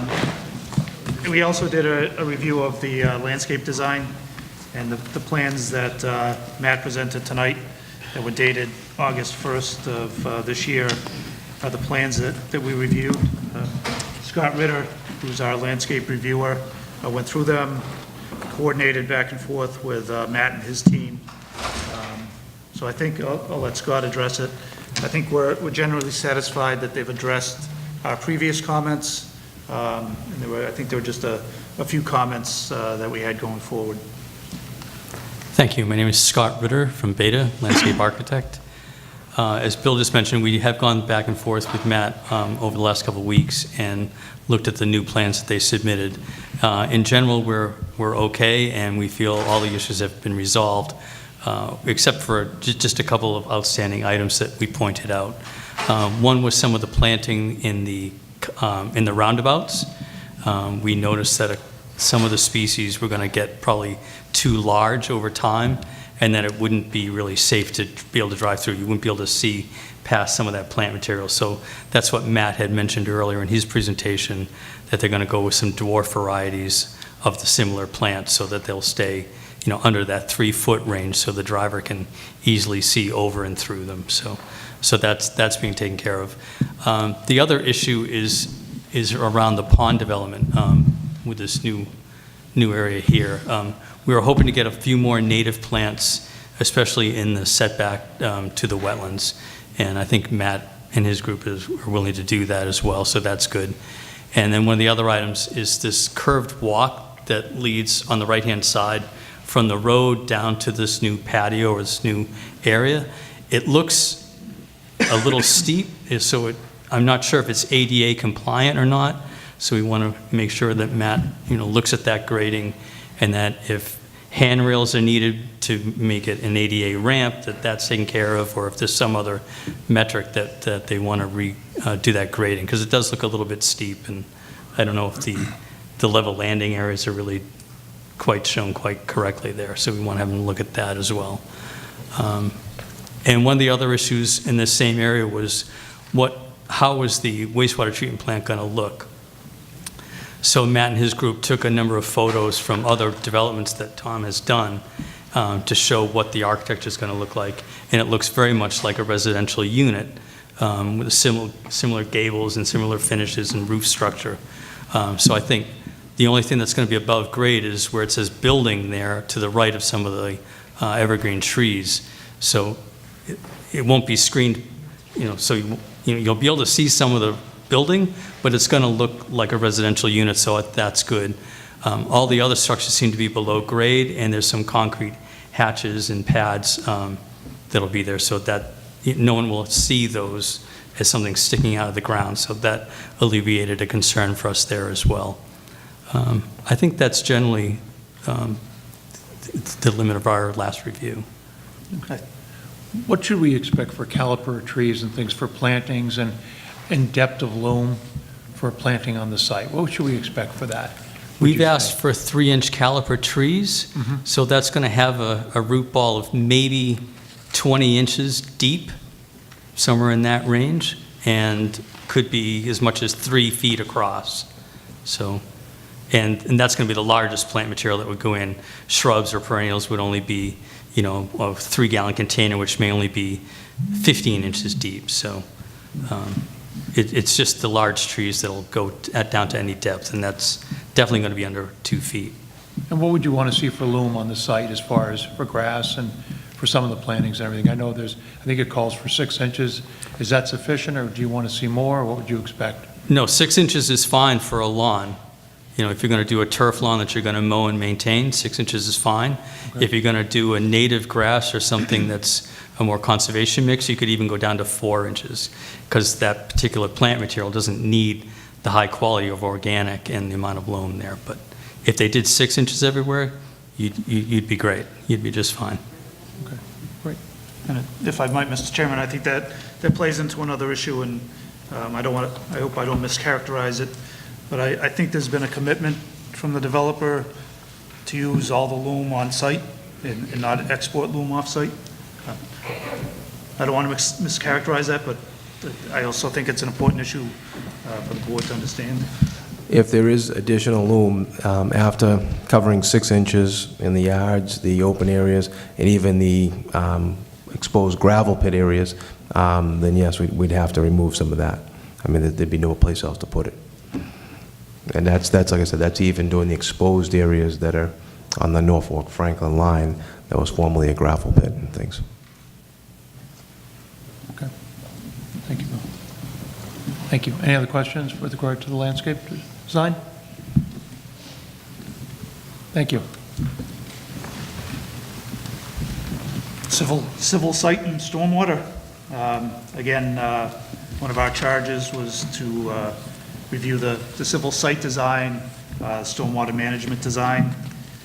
It's been a while since last October since we submitted an official letter to the board on those reviews. There's been quite a few revisions that have happened through public input, excuse me, through discussions with the developer and the board, through discussions that we've had with the developer and their design team.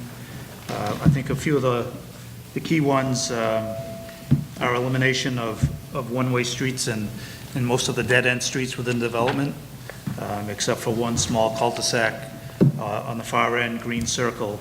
All the other streets are now through streets and two-way streets. There's also been a change to the width of the streets, given the traffic volumes that are expected. The main roads through the development really classify as secondary roads in accordance with the subdivision regulations. Those secondary roads are required to be 26 feet wide. That's a revision that's been made. And the residential, more minor streets are now 24 feet wide, which is also in agreement with the subdivision regulations. So we think that's a positive change. There's also been the design and input of some visitor parking within the development. That was a comment that came out of our civil site review, as well as the initial architectural review that was done. So again, a positive development. There is still quite a bit of cut on the site, as Sean alluded to. But in terms of the profiles of the roadways, they're consistent with good engineering practice, so we think that works. And in terms of Abbeville Commons and the rental units, there's been changes to the design there as well. There was concern about the original garage layout and long linear garage features.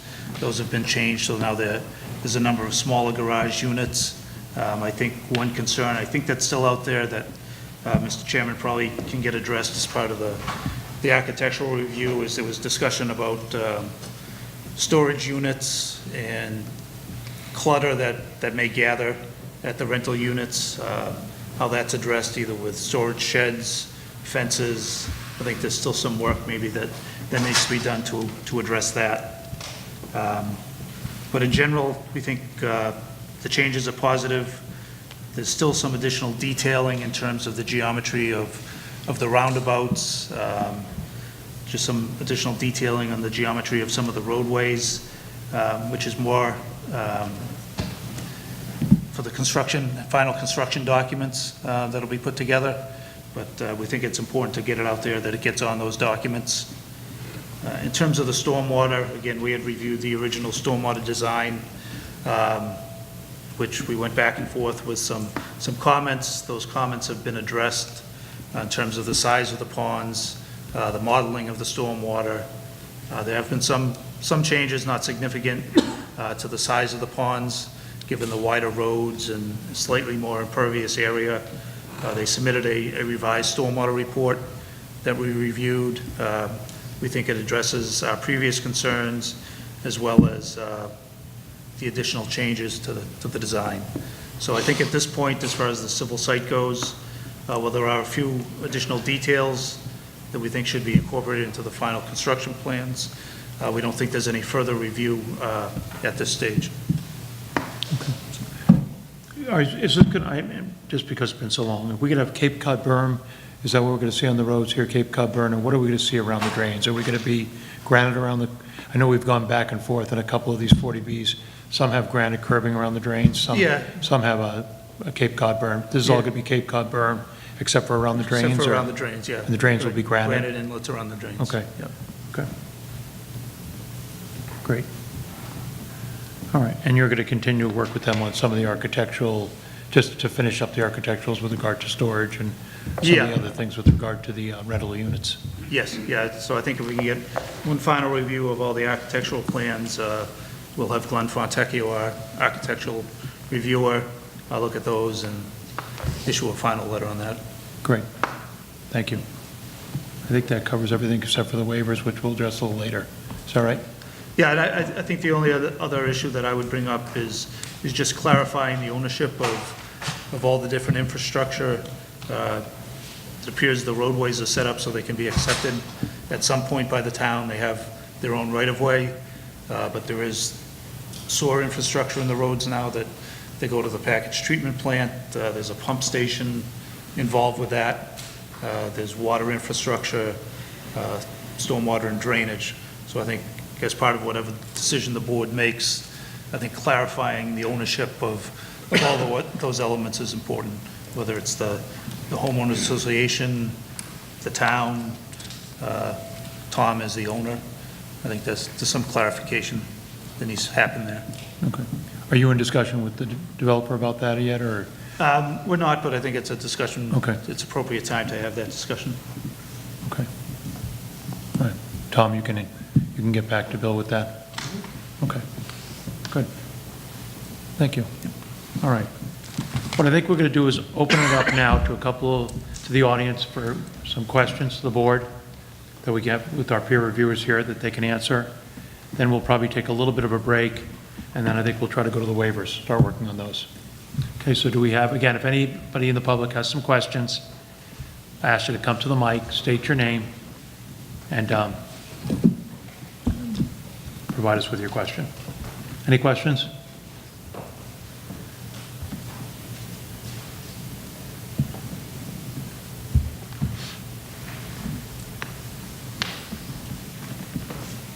Hi, Margaret Cahaley, Cranberry Meadow Road. I actually have several.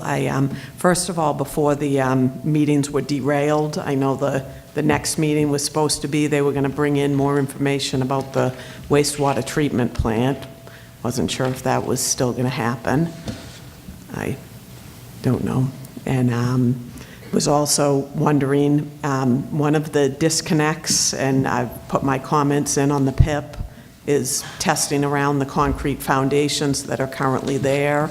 I also brought to their attention that the time frame of those concrete slabs, they very well contain asbestos in the concrete, and now they're looking at using one of these concrete slabs for a structure, and I don't know, like I said, I know this disconnect with the testing, that they've done 9 test wells near the foundation for 10 buildings, and they feel that that's sufficient, so not sure if any more is going to be done. I know that our LSP has requested more, and I don't think it's been agreed upon yet, but I have some concerns there.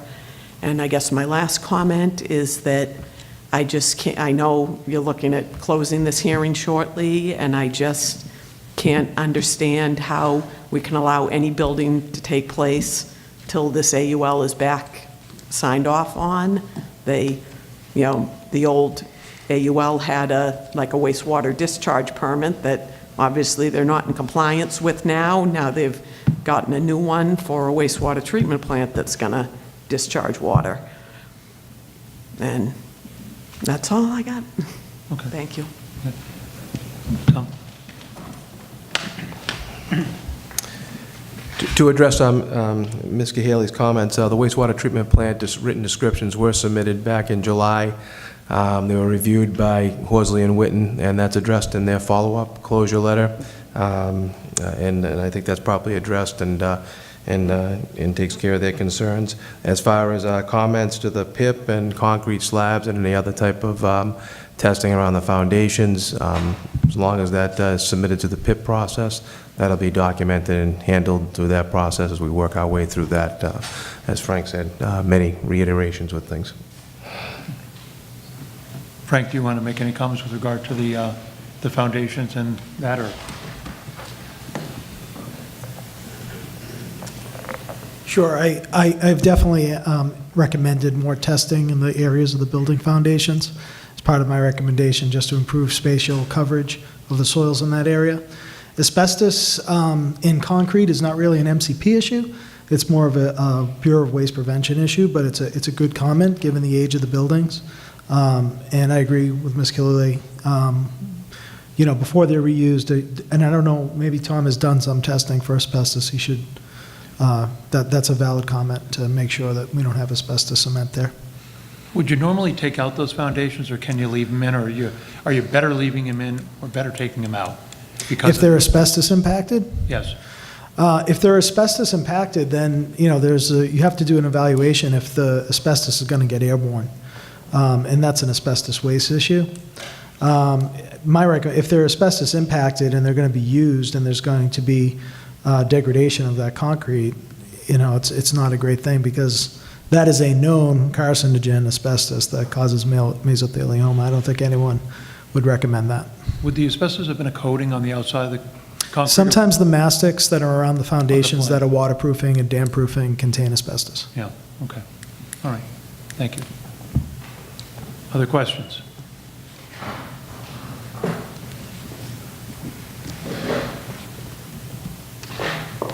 Not a question, more of a comment. My name is Dorothea Collins. I own 51 Lawrence Street. This development will excavate 2 sides of my property, including up to 4 feet up to my back property line.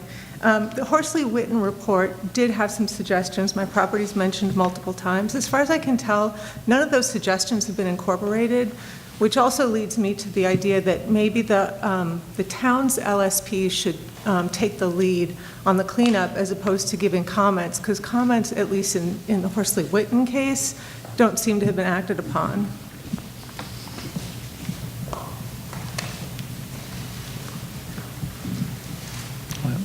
I think we'll, Frank, any comment, or I don't know if it requires any, but.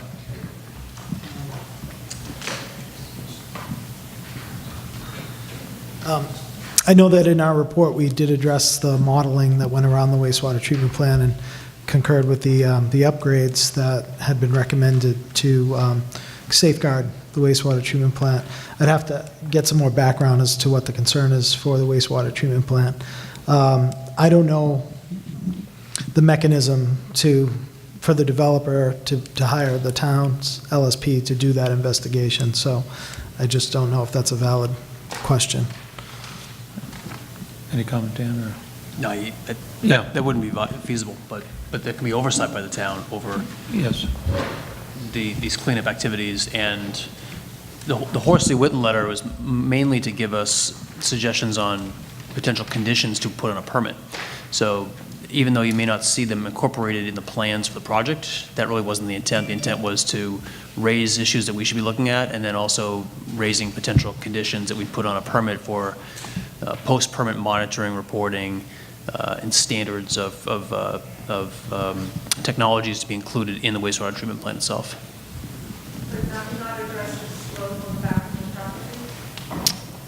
I'm sorry, I couldn't hear you. You have to come up to the mic. One of the concerns in the Horsley-Witten report had to do with the steepness of the slope that is planned for the back of my property. So they're going to excavate, I think, within 4 feet of my property line, and there will be a 40-foot drop-off off the back of my property. And I know that there's currently, anyway, so Horsley-Witten thought that maybe that slope was too steep, and that there also might be some mitigation of erosion due to rain and stuff along the back of the property. That goes back to the February report you're referring to, right? Yes. Yeah, okay. Actually, maybe Tom can address that. Yes, actually, in our landscape design plans and civil plans, those were addressed, and on the August 21st response letter with Horsley and Witten, page 7, their last bullet says, "We made recommendations to better stabilize the steep 2-to-1 slope behind the properties on the northern side of Lawrence Street, street numbers 25, 45, 49, 51, and the applicant agreed to those recommendations and modified their design plans accordingly. This issue has been appropriately addressed." All right, so that's page 7 of the August 21st letter, right? Yes. Okay. Do you have a copy of that, ma'am? So is that on the website, or? I'm not sure. I think I can make sure. Okay, so. Not a lot has gone up with it. So, you get it on it? Yeah. So we'll be incorporating. Everything I've gotten in the last couple of days, I think, from a mile. Okay, I see you walking down the aisle.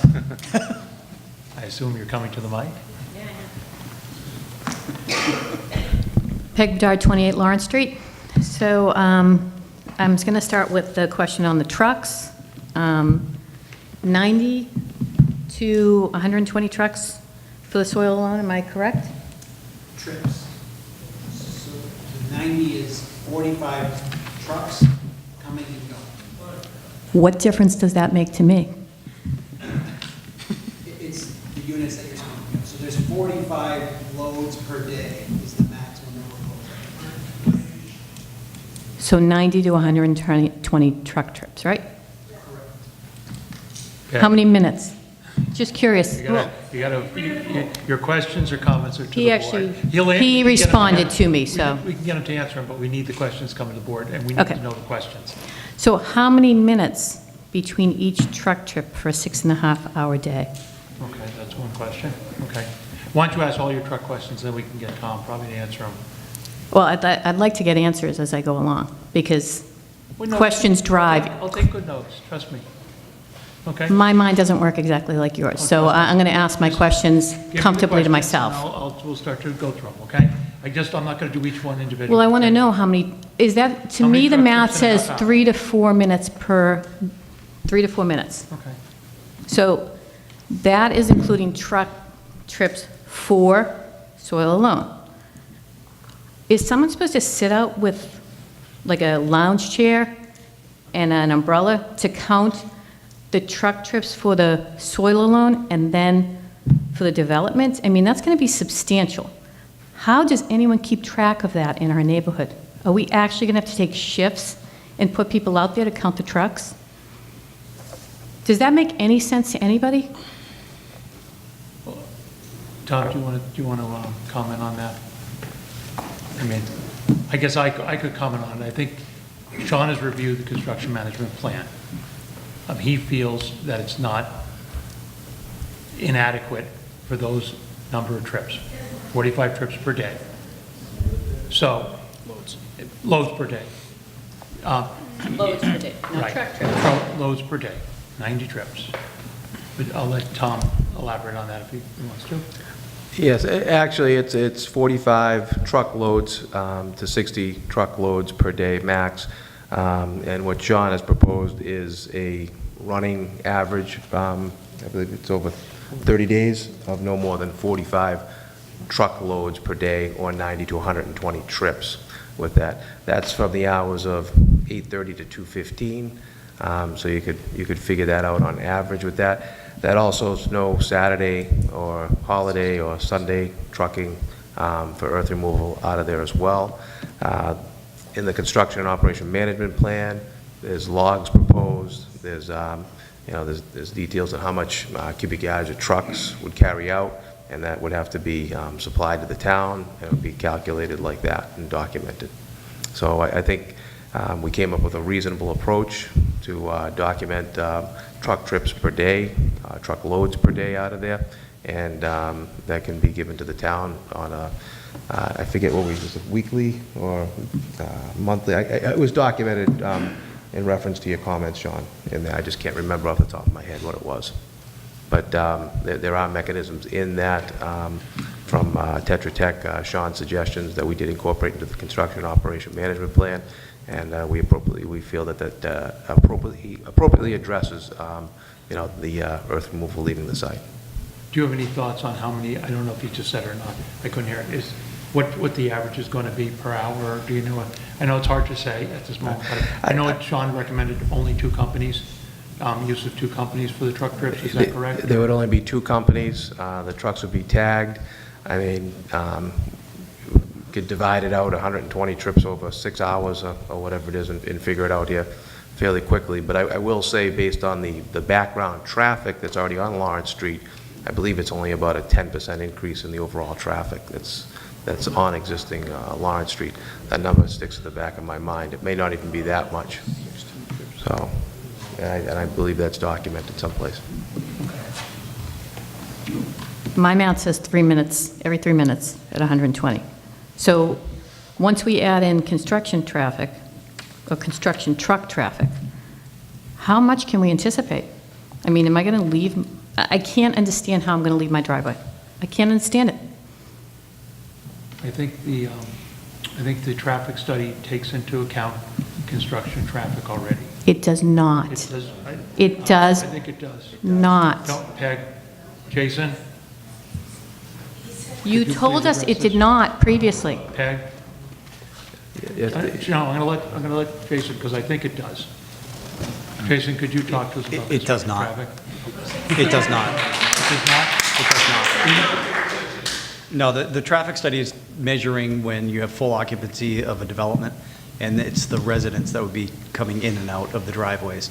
It's not during the construction time. No, I thought during a previous 40B, we discussed traffic due to construction as a normal part of traffic, and that was stated that it was included in our truck No, traffic I remember you had asked that question, and I said no. And that's when Sean was going to be getting involved with the construction, trucks, and going through the whole traffic management plan. So none of our traffic studies or Sean's look at the truck traffic and count any construction traffic? I honestly don't know what Sean's numbers looked Right, at. but yours did not But count. mine did not. Okay. That's correct. Okay. I can't answer that, and there was a whole study done, and a whole submittal done based on the project through construction and what the construction traffic generated in comparison, and how that went through the phases, compared to house traffic and construction traffic, and how they correlated with each other, and they were actually very similar. That was submitted to the board, and I believe it was presented at one of the hearings as well, but that was submitted to the board. And I can't remember if it was through the construction operation management plan or something else, but that definitely was submitted. As far as what Jason reviewed, yes, no, it was not part of that, but it was submitted and things as that study goes. Jason, is there a mechanism to estimate that? Not through the preparation of a traffic study.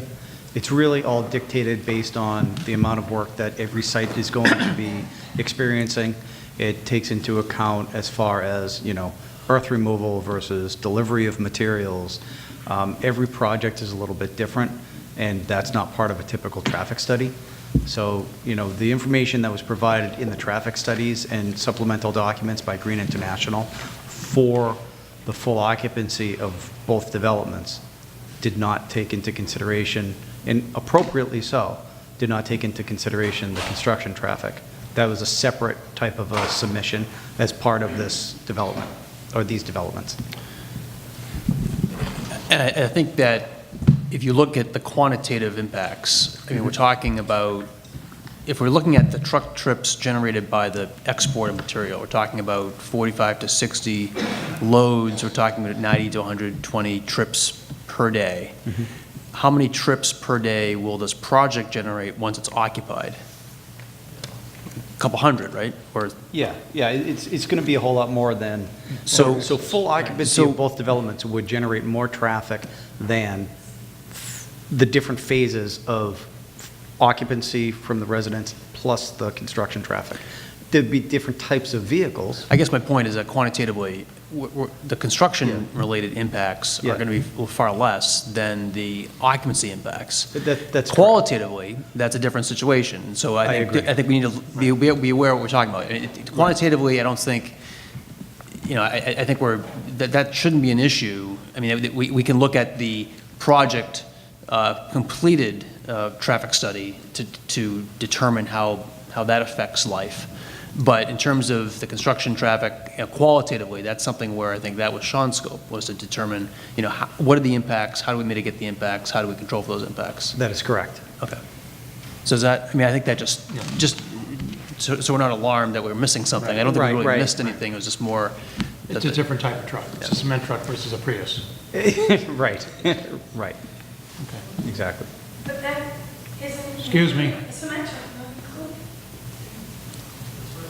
So qualitatively, a cement truck is very different than a Prius, and the danger presented by all the construction vehicles is very different. And what you are not accounting for is this is going to exist for 10 years, and the truck traffic from the development, the construction development, is going to coexist with the increased traffic of the development. So you can't net that out like as though it makes sense. That does not make sense. The math is abominable. It is outrageous, and it is unacceptable. Okay. All right. We hear you. What's the solution? We'll have to consider that when we're evaluating the project. So, Yeah. Could I ask a question, and I'm not sure who's the right person to answer it, but I think you're looking at an 8-year, not 10 years, I don't think that's right. I think it's an 8-year load construction, export traffic scope window. During that period of time, at what point will some of these units start to be occupied? And at which point, are we dealing with overlap between export truck traffic with residential trip generation traffic?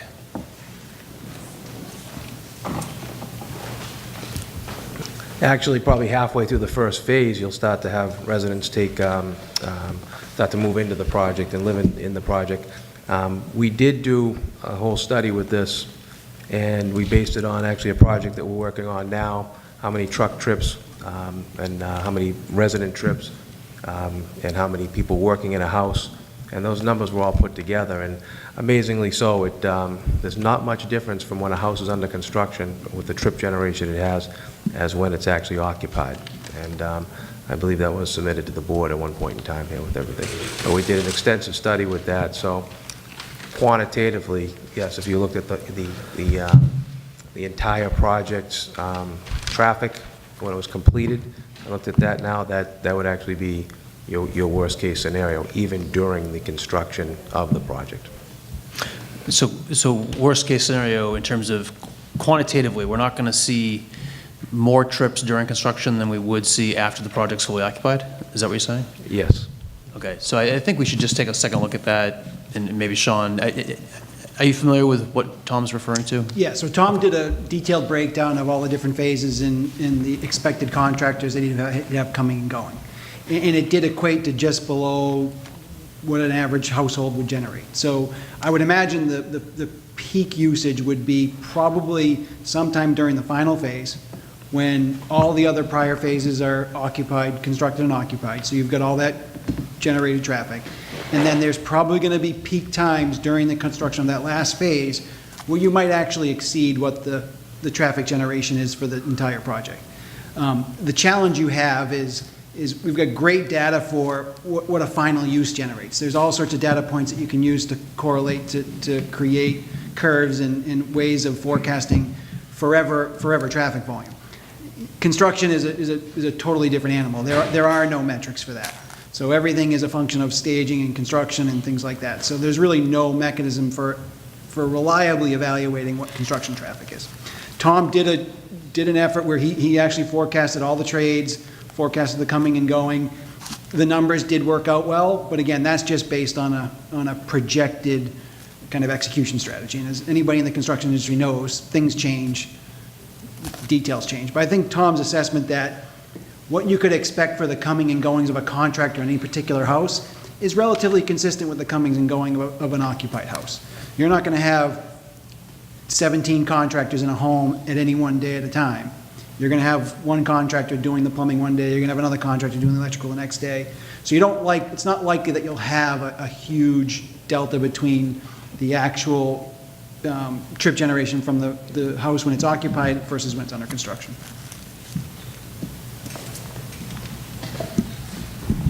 Does anyone recall that this project is going to be phased? So that actually is probably not an accurate depiction. So there will be plumbers working on one house while someone's building another house. Correct? Okay, Peg. Is that correct? Yes. Okay. I'd like to know what the resolution is. I mean, I've been told that my house will be unimpacted by this, that I can sell my house tomorrow and it'll be unimpacted. And I cannot see anyone purchasing my house if we're suddenly in a highway on Lawrence Street. Okay, you've heard the experts. You've heard what they've said. You don't have to agree with it, but this board has to take the opinions of the experts. So can I see that report? Because we've yet to see that report. Yeah, it was actually, I was trying to get Amy to see if she could bring it up. She was trying to look for it, but we can certainly make sure it's on the website, so you can certainly look at it, I think. Report, you want the phasing report? I just need to know specifically Yes. what I'm looking for. Phasing report, that was under traffic, we had it before. But that's on the website, so you can look at it. That was from August of 17, was that the latest one? It says phasing. If you can find it, Amy, great. Oh, no, I just have one under, it was under civil. Nice weight loss, by the way. Nice weight loss.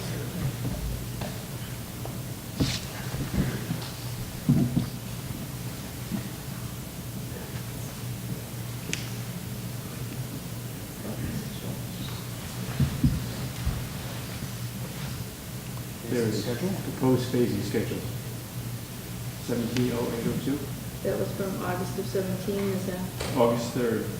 of 2017? Mhm. Is that what we're looking for? Is that what we're looking for? That was one of them. I had a couple. Do you know what document? Tom, do you remember the one you had listed? I can't remember. There's a phasing schedule in the operation maintenance. I know it shows by month. plan. That's a timeline with everything with that. But there was another separate traffic Right. data slide. I can't recall exactly where it is. If you find it, Amy, if you could bring it up, that'd be great. Do you have a If not, timeline? again, it's on the website, Peg. So the other sort of line I want to ask some questions on is, we started the meeting with a lot of outrage regarding the site, the contamination site. Now I'm getting a sense tonight that we're closing this project and we're going to have the contamination site unresolved and we're going to stop building. And I don't really understand that because I don't know how you can approve a project when we don't even know where the delineation lines of the contamination are and what the setback is from that delineation. And I'll let you grab that one. all the testimony that we received over the last 4 or 5 public hearings on this issue of the contamination, the 21E, is being taken by the board, and the board will consider all this information as it imposes conditions if the board chooses to approve the project. And approval of the project means that there'll be a written decision that is probably 30 or 40 pages long and contains hundreds of conditions on the development, the pre-development, post-development of the project. And so those conditions are likely to include restrictions on the ability to start working without, before certain steps are taken to fully characterize the risks and perform the remediation activities to get to the permanent solution that's required under 21E. There's ample precedent out there for other 40B projects around the state where those kind of conditions are upheld as legitimate conditions on 40B permits. So rest assured that those issues are going to be considered as part of the board's decision-making.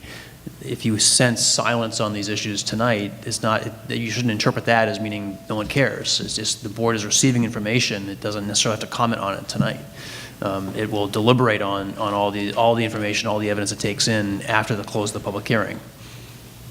So you're telling me there will not be a hammer or a nail hit until there's a permanent solution on that site? That's what you're telling me tonight? Absolutely not. I didn't say that.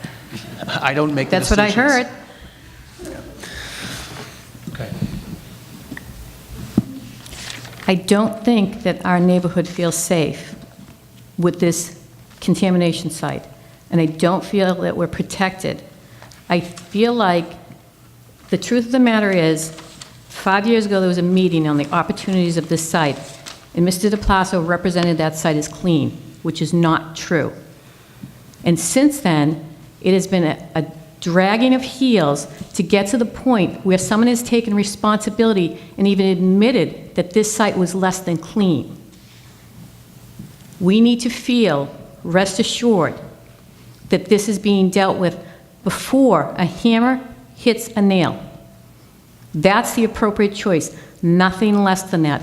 Why would you let somebody occupy a home while something's getting mitigated simultaneously and risk their safety and risk their health when you don't know the answers to many of these questions? Very good. I'm not necessarily done. I think as everybody knows, the town, along with the developer, has hired Weston and Sampson. So the town is very concerned, the board is very concerned. That's why we hired Frank. And I think Frank is going to do everything he can to make sure that the town is protected. I think he stated that earlier. I think we've told the developer that. We've told him we expect it, and I think it's going to happen. I think we have to let the process go. Again, the ZBA has a box. The 21E is a different box. They both will actually go in a parallel course. We'll continue to work with them, and I think Frank will continue to work with the developer to make sure the concerns of the public are met. You know, we don't have all the answers tonight. They're working on it. I think if Frank had the easy answer tonight, it'd be great, but he doesn't. He's got to continue to work with the LSPs and come up with those answers. And I think he will. I think we just got to give them the time to do it. Okay? Any other questions? I'm going to ask you to come to the other mic if you wouldn't mind.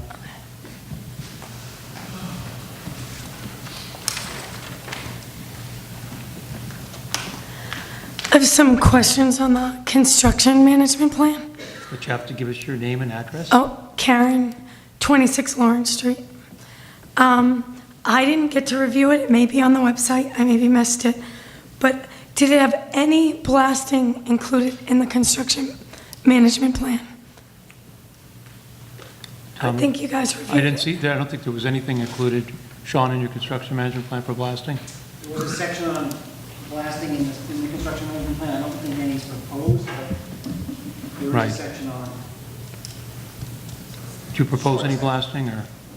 I know there was a question up to one of the, I think it was the southern site or the corner of the... There's no blasting proposed, but there is a Section to blasting cover it. management plan to cover it in accordance with the town regulations and the fire department regulations and state regulations. If blasting needs to occur, is there more meetings, or this one paragraph covers him for blasting when it may or will occur. Sean? So before any blasting can happen, they have to get a blasting permit. It involves pretty tight coordination with the fire chief. So there's a lot of things that have to happen. Pre-blasting survey needs to get done. You have to have the appropriate shutdowns of streets and things like that. So it's heavily coordinated with the fire chief. The fire chief is the principal arbiter in terms of issuing that blasting permit. And the document does address the different items that have to be addressed, notifying neighbors, photographing, the police chief, fire chief. It identifies the process, it designates the fire chief as the person that they've got to pull a permit from, and it lists some of the key parts to it.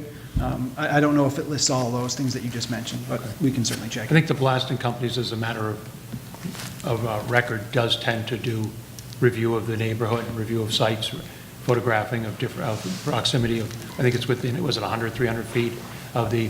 That sounds familiar. I don't know the exact numbers. Either, but I just know that that's a extremely heavily regulated business, both the transport of the blasting materials and the execution of the work. So the insurance policies, you can imagine, are pretty high. That usually drives a lot of oversight. The fire chiefs are usually not necessarily used to not getting what they want. So usually the fire chiefs have a pretty tight control over those processes. Okay, thank you.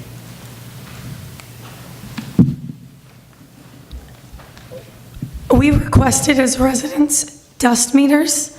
Were dust meters included? They said they'd be added to the construction management plan. This is over a year ago, and we haven't heard anything as concerned residents on the dust meters and access to the dust meter data.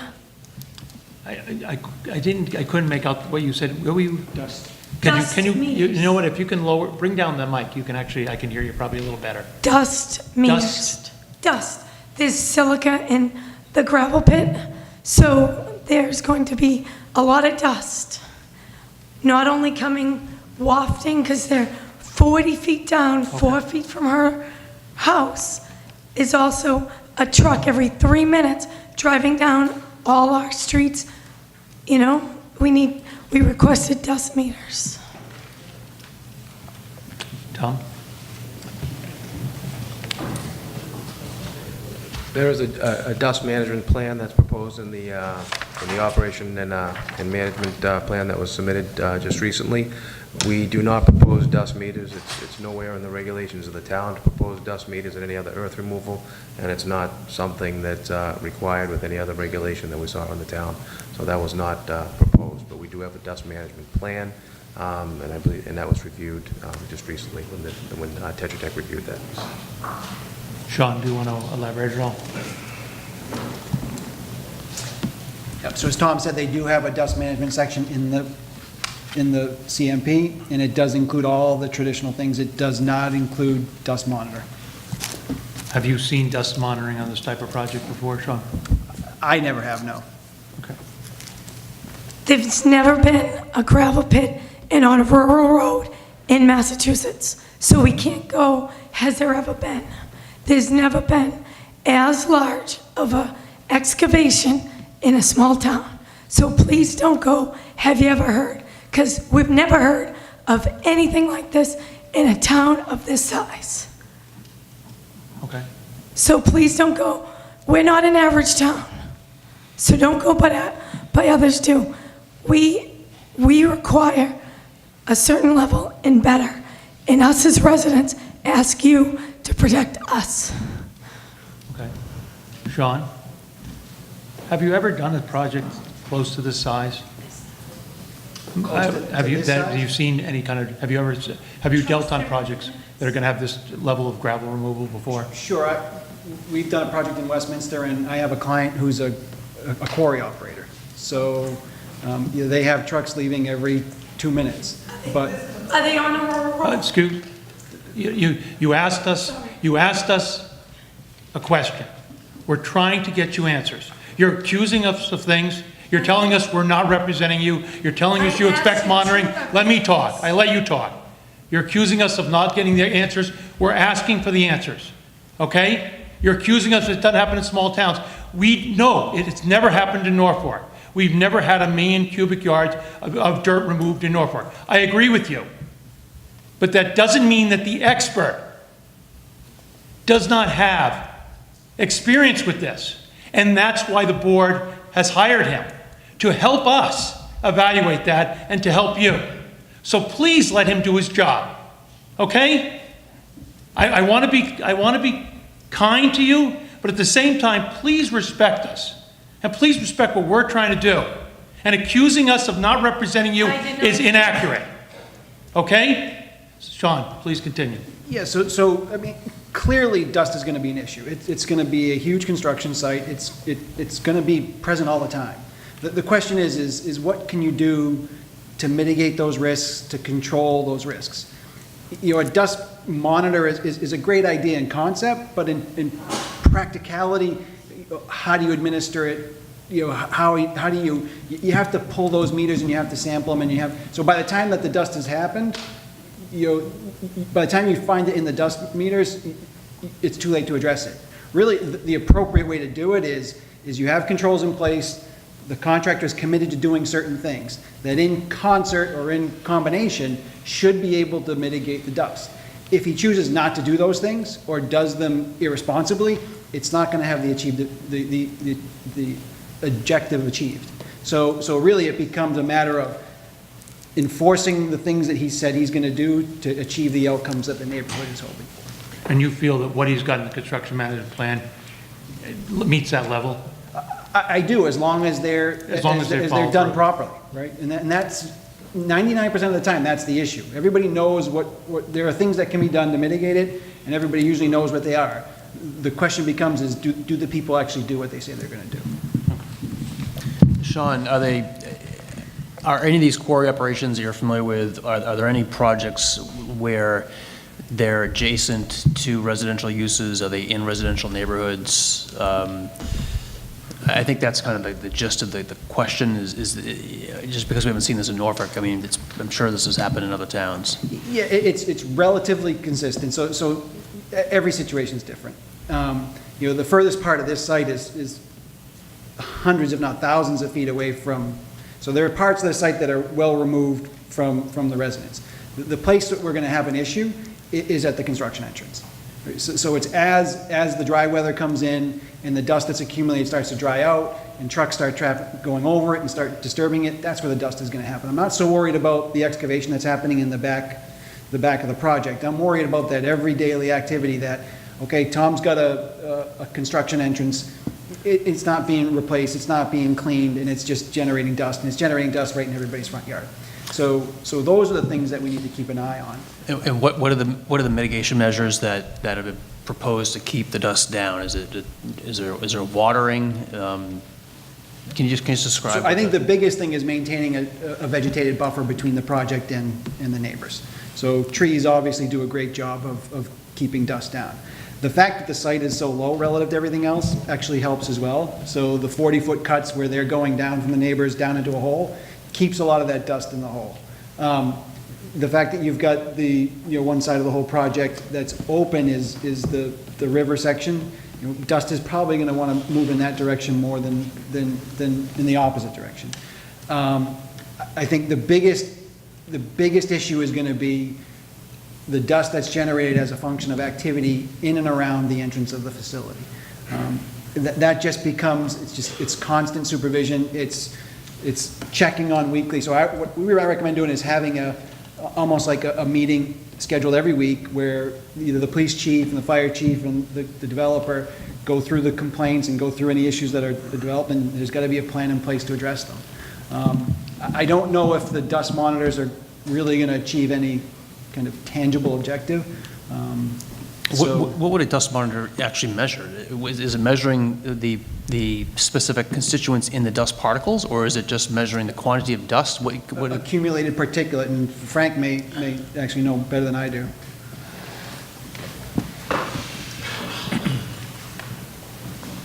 So as you might imagine, if it's a contaminated site, dust monitoring and engineering controls to manage dust are very important.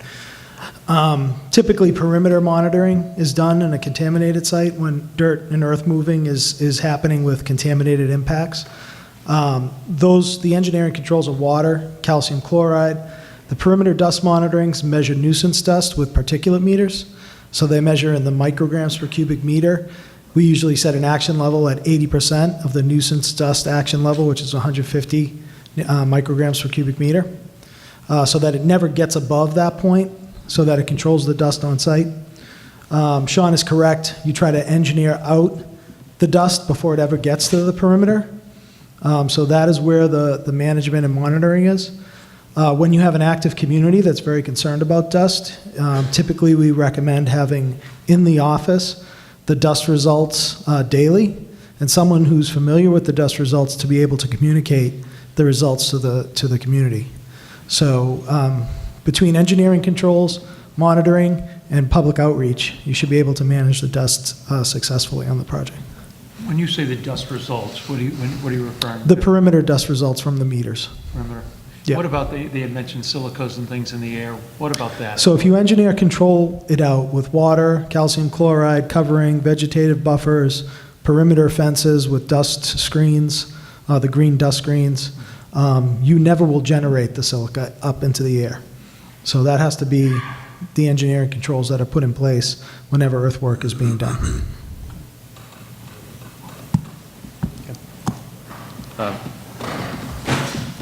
Go ahead, Devin.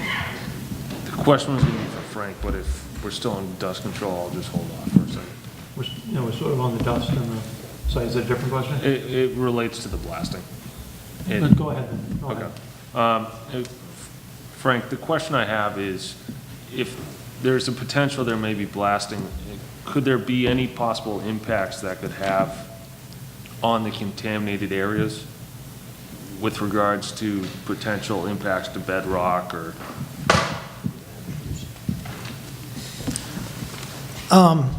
Again, it comes down to having that delineation really understood where the contaminants are. If it's a clean area where there's no contamination, you wouldn't see any impacts. If it's an area that is potentially downgraded, and again, it all depends on if we find contaminants that are regulated in the groundwater. So if your bedrock is being blasted out and it's in a saturated aquifer, that'll be very deep. So I can't imagine, if the blasting is up and around the perimeter of the site, that would cause migration, unwanted migration of contaminants that are in groundwater or soil. But again, your question is valid. If it was in a contaminated site and they blasted it, sure. I mean, there could be a lot of impacts from that, but I don't think anyone in the town or anyone in the development team or on the project would want to blast contamination. I mean, that just seems like a bad idea. Okay. I think with the length of this project, the dust meters is recommended. Because if something is found in a month, it's probably going to be there next month and for the next 8 years. So we recommend dust monitors, even if it's not daily. We'd love it daily. If it's not daily, even though if we find out 2 weeks later there's still something not being done, it's a check to make sure things are being done properly.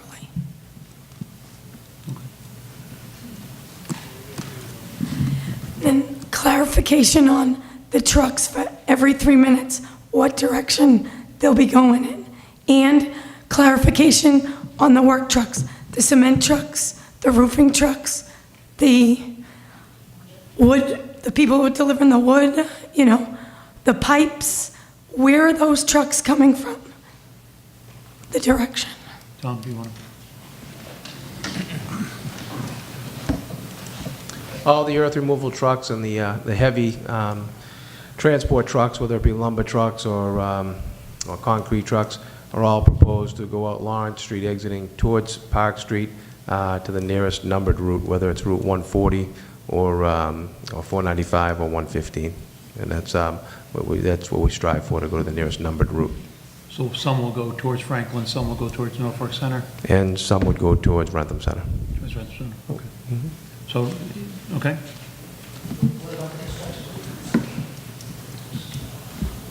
Yeah, that's it. What about like the plumber and the, all the trucks that, I don't know, drywall, all those trucks, painters? If you have pickup trucks or vans or smaller vehicles like that, they could come from any direction, through Lawrence Street from Franklin, Mill Street, or the Park Street. Generally, most workers want to try to go the easiest road with the, the most direct road, which would most likely be Park Street. But if you have people that live in Franklin that may be working on the site, they may come through Mill Street and down Lawrence Street. You're dealing with sometimes, a couple of people in a truck coming to work. So it could come from a variety of ways. And now a sidewalk question. I heard the roads. What was that? A sidewalk? Okay. I heard the roads were widened. I didn't get to see the plan, but with the roads widened, did that impact the width of the sidewalks, the width of where the trees were going to be, or even the length of the driveways? Because he did very nicely make the driveways long enough that a pickup truck could park in, the driveway and not be in a sidewalk. He also mentioned the sidewalks were going to be very wide, which I was pleased with, and there was going to be a good buffer between the street and the sidewalk. But now that the streets have widened, what gave? Matt, do you want to? Or Rick? Rick? Hi, good evening. Rick Goodrow with United Consultants. So the main roadway system within the site is a 50-foot wide right-of-way layout, 26 feet of pavement, which leaves 24 feet on each side, roughly 12 feet from curb line to right-of-way. Grass strips will be proposed between the curb line and the sidewalk, which is a zero offset to the right-of-way line, leaving approximately a 7-foot grass strip on the side where the sidewalks are proposed, and roughly 12 feet in grass strip area on the other side. All the houses are a minimum of 20 feet from the front setback line, which is the right-of-way line, to allow for driveway lengths from front portion of a house, garage, whatever would be the closest to the right-of-way. So they would be 20 feet minimum from the garage to the right-of-way line.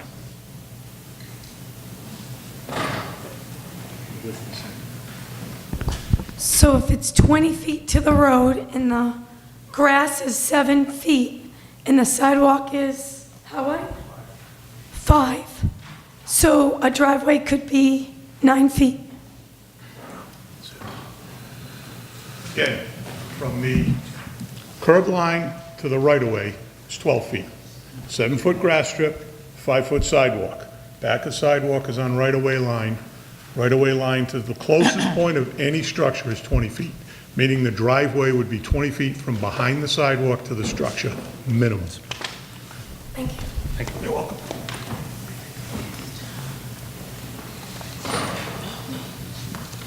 All right, and then just the last one about... Promise? What? You promise? What? You promise? I do. It's my... So, I agree that we should not be able to agree on moving forward if we don't even know a line of where the contamination is and where his shovel's gonna go. I don't care about a nail, because his shovel's what I'm concerned with. When that truck comes in and digs. So I think we should hold off approving or whatever you do until we get more facts. Because the residents in Norfolk life is more important than a few months. We hear you. Including yours. Those trucks are gonna be driving past your house too. They are right now, trust me. Exactly. Imagine that every 3 minutes for 8 years. Yep, I understand. Thank you.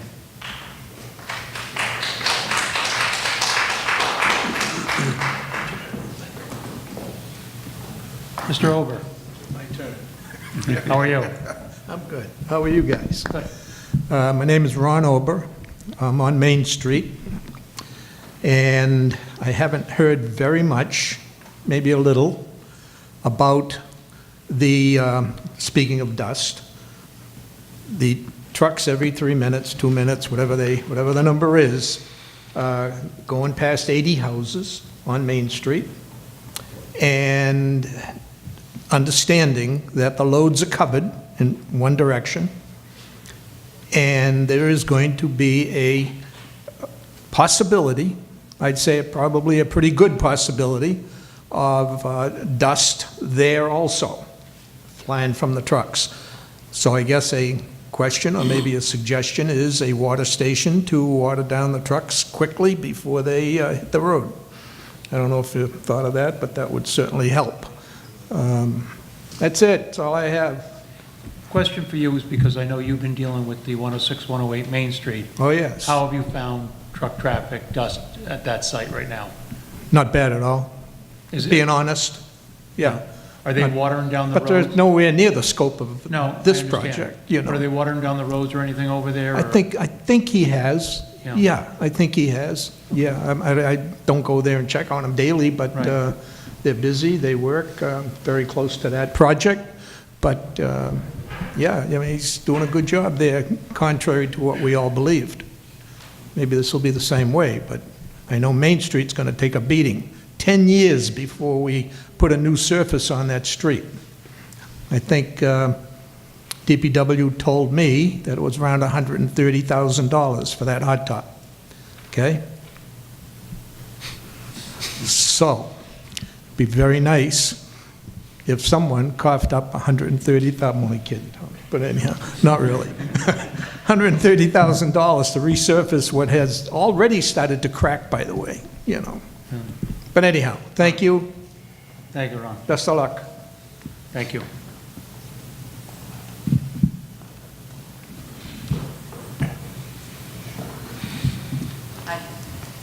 Sandy Myatt, 8 Eric Road. I do know this project has been a long time coming, and we have held only 10 meetings so far. 10 meetings. We've had 10 meetings so far. Okay. Okay? I wonder if we can at least get one meeting that's devoted to just the residents asking questions, because right now I have a whole sheet, and you probably don't want to listen to me all night. But could we get one ZBA meeting where the residents can get some questions asked and it's not rushed? That's one thing. The other questions I do have are, will the site be reevaluated for a Tier 1 or Tier 2 if something comes up? Yeah. Do you want me to answer one? Yeah, you can take the mic, Frank. Frank. Oh, thank you. Yeah, that works too. Make it a little easier. And does it meet a Tier 1 right now, or do you anticipate it being Tier 1? This was asked last night of Steve Viteri, and he answered the question that it does not have any Tier 1 inclusionary criteria, which is basically contamination above drinking water standards in groundwater. So right now, it does not have Tier 1 inclusionary, but through the course of testing, if anything comes up, we're obligated to re-tier classify if we find those types of conditions. The other question I have is about the dust control, and you mentioned a vegetative buffer. He mentioned a vegetative buffer, and we had requested a 100-foot vegetative buffer, especially behind the Lawrence Street homes, and I don't see that anything had changed about that, and that is the area that probably is the most concerned for a vegetative buffer to remain, natural trees. So what happened to that suggestion, I guess, is my question. And can we, expect something to happen so that there isn't just a 4-foot block of land left behind somebody's house and then the pit starts? Tom, do you want to? So, Sandy, the question was, you mentioned a 100-foot buffer. Where was this? I don't recall this, though. We talked about, well, I submitted it to the ENF and wrote, and I'm sure you got copies of it when the ENF came out. The public was invited to write comments, and we recommended a 100-foot buffer. Other gravel pits in the state, including ones in Plymouth, do have regulations that they're not allowed to go to the property line of the abutters. I mean, those are where professional gravel pits are, and they have regulations. And if this is running as a professional gravel pit, which it seems like every 4 minutes is, you know, going to be something similar, why can't we have a vegetative buffer there behind the homes? Okay, good question. Anything else, Cindy, or was that it? I have some more. Go ahead, Matt. Can you specific as to behind which homes, please?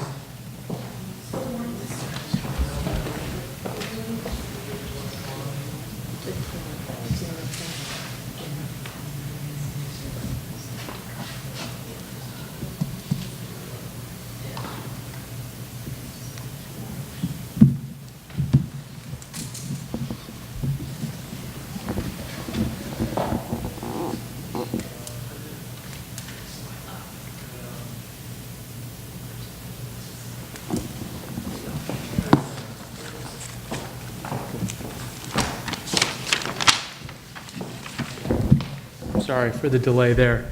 One of the changes we made on the plans since the last time these were seen was to add some evergreen screening along the properties up at the top of the hill on this proposed property, but adjacent to some of the existing vegetation that would be remaining at the top of the slope. So you can see those dark circles represent new pines and spruce along this edge that have been added. So those screen this home from that slope. There's some here as well, and we've added them in those areas that you see there to increase the vegetated buffer along that edge. And I think Rick already mentioned the changes to the slope here. This has been leveled out a bit, and we have a wall down at the bottom of that slope so that the slope is actually shallower than it was shown before. So I just wanted to point out those modifications since the last time these plans were seen. But when would that buffering be installed? Is it before construction or after the project's been built? I mean, I think we could probably get that installed when the slope gets cut in there at the top of the slope. What is that buffer to the property lines? Pardon me? The buffer to the property lines? The dimension here? To the existing homes, yes. How much of a buffer is that? From the wall up? That I'd have to check. I don't have that number showing here, but I can find that for you. Okay.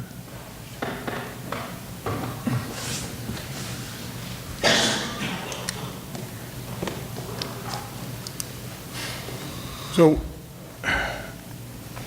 you can see in this area here to the east of the proposed roadway, Buckley Boulevard, all this area is proposed to remain natural and not have any vegetation removal. Some grading is occurring here along the roadway back here, then the grading proposed behind 51 Lawrence Street. Matt just explained the screening.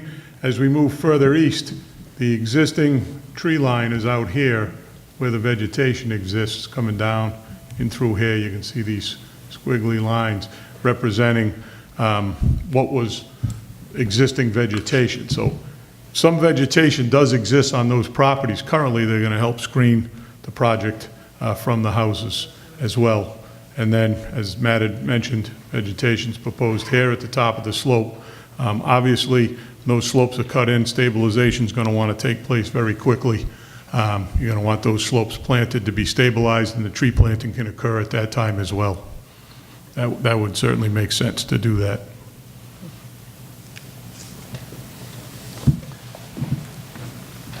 So that vegetative buffer, though, is not the same as natural woodlands as far as dust protection for the whole rest of the neighborhood. It does provide a little bit of a screen, but even that, it's just a small screen. They're going to be, what, 6 feet tall. That's not going to be the same as leaving a wide path of trees that are mature, that have been there, and providing a buffer for people. But it's just That's just a suggestion that we've had, and the ENF was written in January. So, right. The other question I had was on the Zone 2, this land is all Zone 2, and another recommendation was to have a 12-inch loam instead of 6 inches, and I think we talked about it once before, that it's better for the water quality to replace up to 12 inches. I wonder if we can get that in there.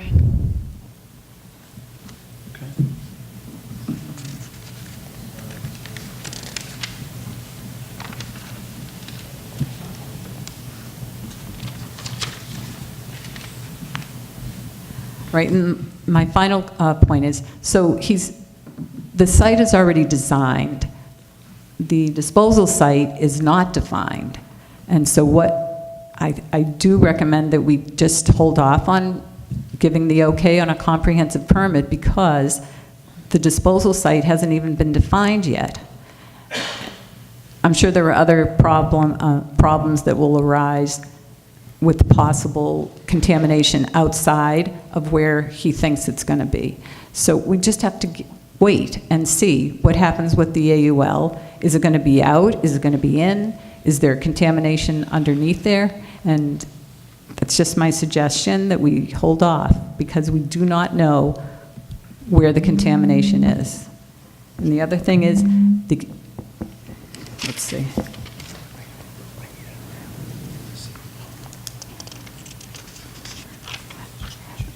I think that's probably it. Right. Thank you. Rich? Yes, just a couple of follow-up points. You know, as I had attempted to point out here to the east of the proposed roadway, you know, I would estimate that to be well over 100 feet of natural buffer. And again, up in this area, well over 100 feet. I do acknowledge that the grading is closer to the property line in the area behind 51. Some of the board members had conducted a site walk out there and can appreciate how the grading currently drops from the back of that property line, probably approximately 35 to 40 feet into a hole. So that is a slope going down that vegetation will be proposed to be planted on top of. At 35 to 40 foot elevation change is certainly going to help with the dust. Thank you. I'm sorry, I'd just like to say, there is a drop back there, but also, if you look off the back of my property line in the backyard, it goes up a little bit before there's a drop, so you actually don't get the visual effect of this drop off the back of the property. I understand if you walk further off, actually off my property, there's a drop off back there, but I still think, like, why is my home the one that has excavation up to the property line, like basically across the entire back of my property line up to within 4 feet of it? I don't understand on such a large piece of property why it needed to impact my property quite that much.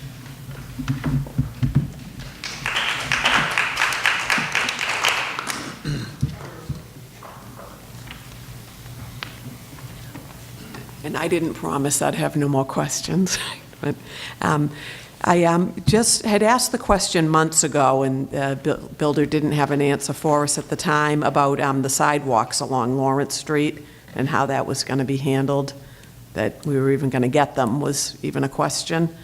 I know we're getting them up over the causeway, but from that point up through the project, I'm wondering where we stand with sidewalks in that area. Thank you. Tom, do you and Mark want to talk about that?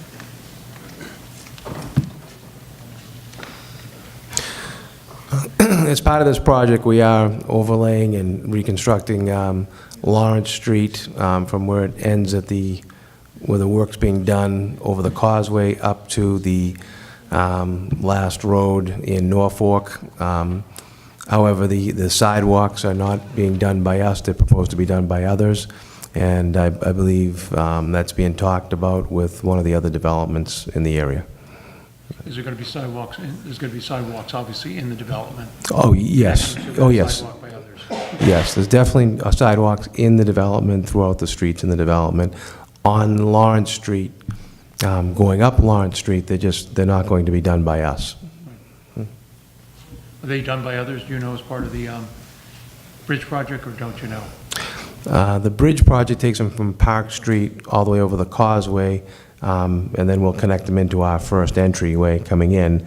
Beyond that first entryway, I'm not sure who's doing them, but I know there was some discussions with the planning board and town with other developers to contribute or do something with that. I just know it's not being done by us.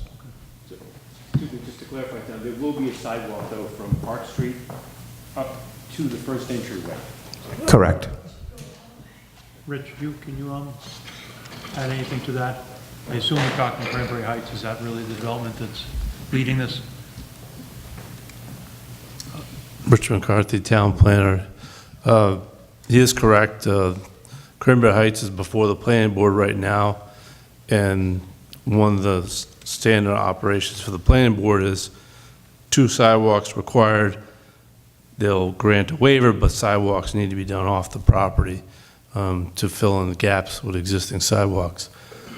I wouldn't say that you're not free from a sidewalk yet, because this is all a little bit in flux. So we need to do the sidewalk. We got to work on who's doing what. So I wouldn't necessarily take it off this project's consideration at this point. Okay. Just for the record. All right. Can I ask a question? Yes. Rick, could you put the, could you put the plan back up on the site plan that we were just looking at with those frontage lots on Lawrence Street? And Rick, could you explain, I'm a little confused as to who owns what.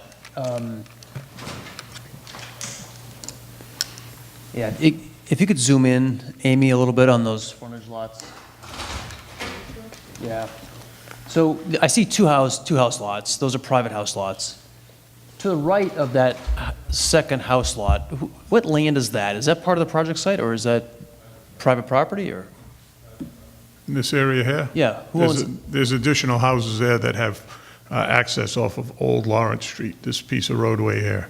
So there's a couple of Who owns houses up that? there. Just one house. Is it- That would be me.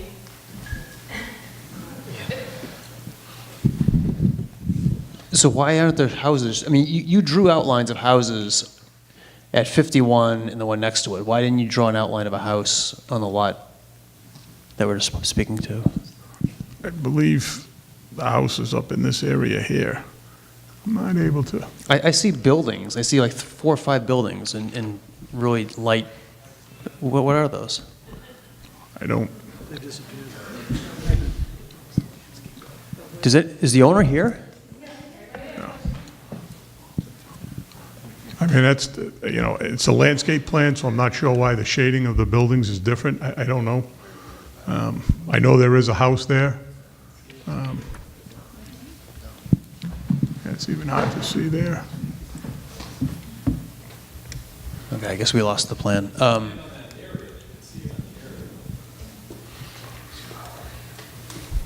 Okay.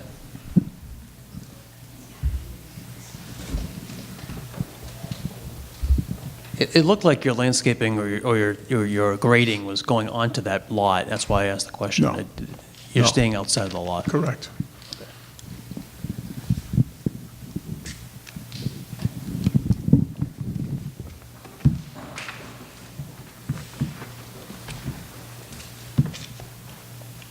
Someone have a pointer I could use? This is John Godin, 34 Lawrence Street. My house is right here. There are existing houses right here now. They don't seem to be there anymore. Are those houses going away? There's 2 white houses there. And on the other plan, there was also looked like there was some gradation and something being done there, but I couldn't tell exactly what was happening in that spot. To answer your question, those 2 houses, when this project moves forward, those houses would be raised and that area would be landscaped. So that would actually be, there'd be no houses along Lawrence Street in that area. It would actually be landscaped and vegetated.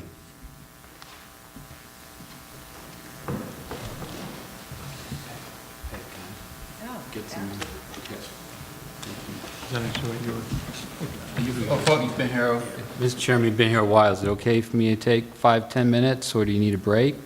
Say again? Is it okay for me to take 5 to 10 minutes to talk about some points and something I want to read into the record, or do we need to take a break? I'm just... What are we going to talk about? Just some observations on the PIP process and how well it's going, just to kind of share, and then some specific questions.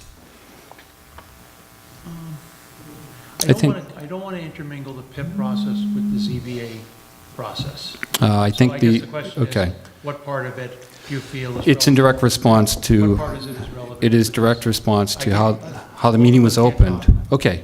I don't... My question is, what part of it is relevant to the ZBA? I just don't want to duplicate what went on at the PIP process last night.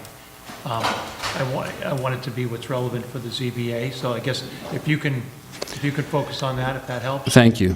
Okay. Thank you. And this is in response to the way the meeting was opened and some of the concerns from the ZBA. All right, I'll just try to go through it. At a high level, I don't expect everyone to have to answer everything. It's more of a commentary, but I do have some specific questions. It would be valuable for Mr. Riccardi to answer 2 of them because he wasn't really driving the PIP process. The PIP process is run by, by the developer's LSP. I think it's important because when we closed off the last meeting, you're kind enough to let me present a few slides, but there was, there was a reassurance that the PIP process would take care of them. I just wanted to let you know it is. I want to let you know that there was a very productive meeting last night. I'd encourage... I'm going to, just for a second, yeah. A lot of the board members don't know who you are, and I don't think... Oh, I'm sorry. So Hope by now. So it's Dave Diamond, 3 Brett's Farm Road. My house is right next to his house. What I just wanted to let everyone know is that the PIP process was very productive and that we had all the experts in the room. I think it's very important to kind of diffuse some of the tension, that people know that. I'd also encourage some of the ZBA members to review the video. There was a good exchange of expertise and some very good precision around a reverse analysis of risk. We did talk about this earlier tonight and what a minimum risk level is and how to assess that. I wanted to, I won't go through this all, but on the video there was a good discussion of a reverse process for doing risk assessment, in particular looking at stomach cancer, which I flagged a year ago at the mic like this. And what you do is you can observe the prevalence of something like stomach cancer from the disease registry. You can also do surveys in town about cancer. And from there, you can backtrack and try to understand, based on pure scientific peer-reviewed research, what causes stomach cancer.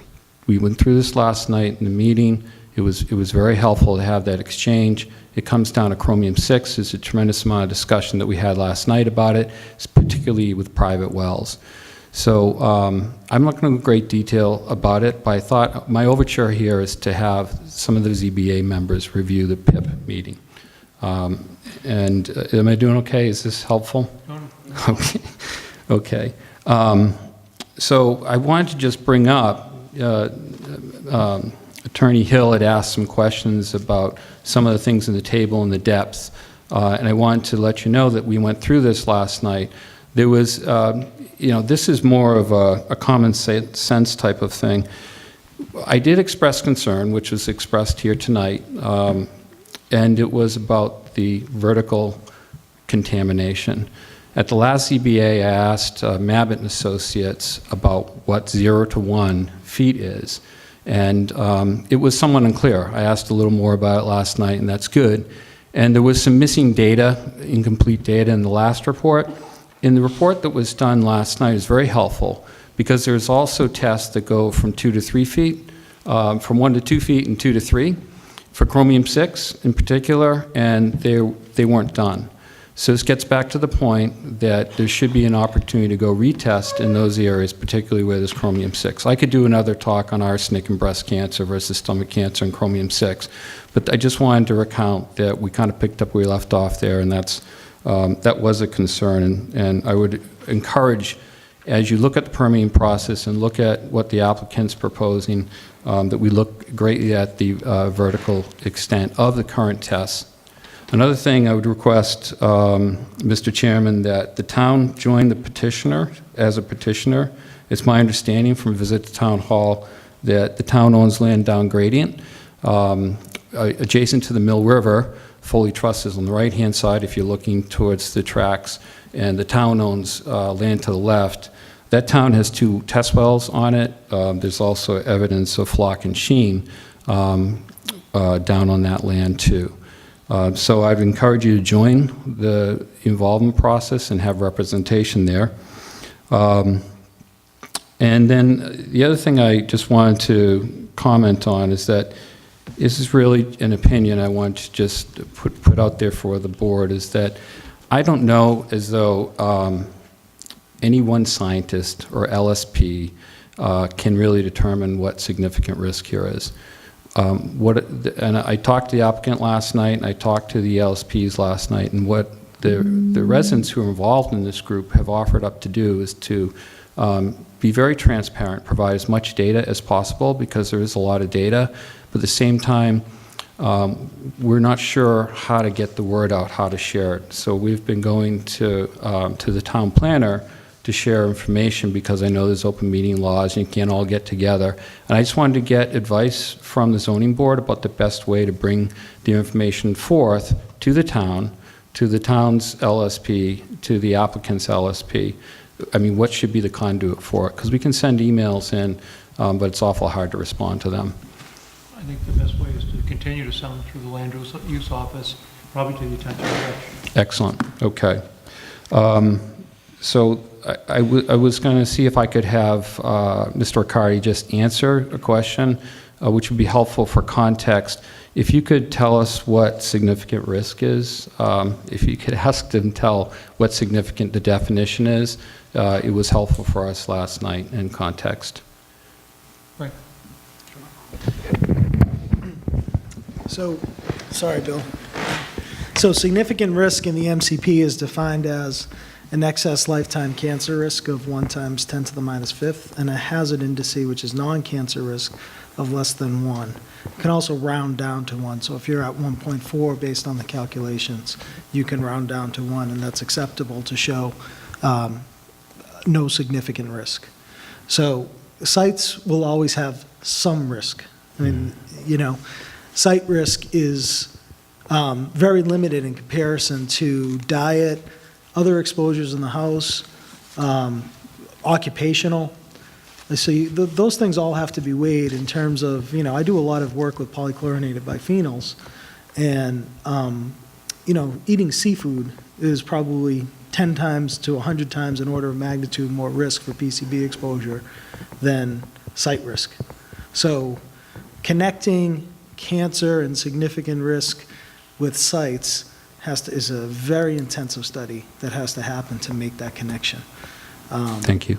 But that is the definition in the MCP: hazard index of less than 1, significant risk, excess lifetime cancer risk of 1 times 10 to the minus fifth. Thank you very much. That's helpful. I have another quick question, which I think is relevant, is the risk level consistent across all states in the U.S., or does Massachusetts have a different level than, say, if I go down to Rhode Island or New Hampshire or Maine, or California in particular? It does vary. Typically, it's somewhere between 1 times 10 to the minus 6 and 1 times 10 to the minus fifth. Okay. Okay. Okay. I think that would be a good thing to consider too. I know it's getting late, and I'll kind of curtail the rest of the things for the PIP. I wanted to kind of give you a taste for the types of things we can exchange. That was pretty quick, and I think it's very, very helpful. And I think that's it for tonight. I wanted to thank you all for your dedication. I know you're a volunteer board. It's hard to come in knowing a lot of the things that we know, because we've been really studying it. So again, the opportunity is to take our Google Earth database. We're going to share it. We have 2 hours of drone footage, which shows all the different pathways, and we want to share that with both LSPs and anyone else who would be interested. We'll give to Ms. Brady, we'll give paper copies of things, scanned in, whatever, but like to help build upon the repository that Mabbott's put into the library and also provide electronically to help you make informed decisions along the way. Thank you. Thank you.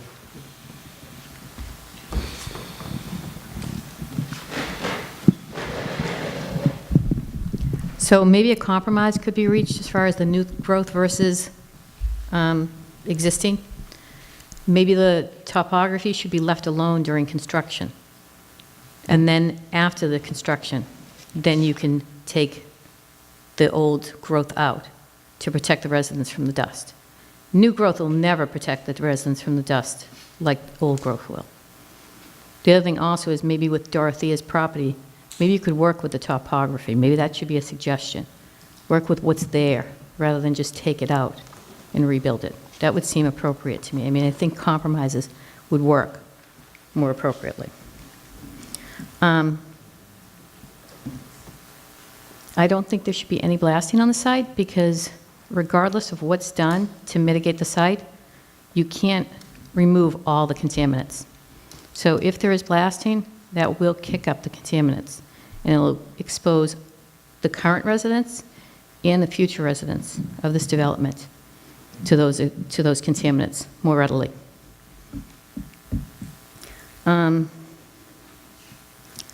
Meadowlark and Stewart Street, and I'm really not sure to the same degree Bush Pond, that development is deep. Those, I know Stewart Street, and that, I don't know the name of that cul-de-sac, and I do know Meadowlark come very close to that development in the back end. So it's not just Lawrence Street you have to consider. Even though Franklin is not our town, it would be nice to be good neighbors when we're considering this dust mitigation and exposure again. There shouldn't be any parking on Lawrence Street. We're going to be exposed to enough stuff, enough things that we need to deal with on a regular, everyday basis, 6 days a week. There should be no allowance for for parking or stopping on Lawrence Street for an entire 8 years and beyond. A lot of these developments, if you look at them, you'll see the substantial, even though there's the suggestion that there's small populations in these houses, if you drive, especially to Eagle Brook, you will see more cars parked in those driveways and street parking consistently every night. Most of our developments, like Boyd's Crossing, are near town center. Eagle Brook's near an industrial park. There's places for overlay parking. Lawrence Street does not have any of that. Everything's going to be containerized within that development, and it shouldn't be our responsibility if something doesn't fit in that development. Boyd's Crossing, you made a comparative, you asked about that. Boyd's Crossing had little to no soil removal. In fact, I think part of the pond was filled in. So if anything was moved around there, it probably was used to fill the pond. And I don't believe that it's possible to allow a certain number of units on this plan, because if the contamination site expands, some of this is already built on the contamination side. You don't know how far back the contamination site is going to lead to, and you don't know that, I'm not sure if you know the setback for the site. I don't think it's the current setback with an AUL that would be active. This is not an active AUL. This is a contaminated site. This is reverted, I believe it's called a Tier 2. So all of those regulations don't apply anymore. I just don't want to miss anything, and I'm not going to be Karen. I'll never promise not to come back up again. We all know that.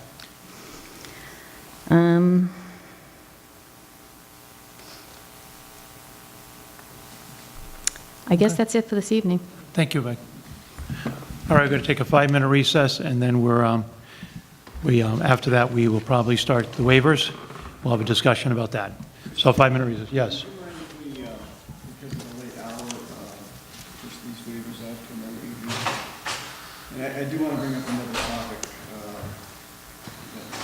that requires some discussion of the board. Okay. Sure. Thank you. I I want to make sure that this board has a path forward as it relates to the 21E, number one. Number two, Tom, I know you didn't create the contaminants or potential contaminants that are out there, but I think your LSP bears some responsibility, in my opinion, for the minimalist approach he took to assessing what the risk is at this site. And now here we are in the 11th hour, and all hell is breaking loose.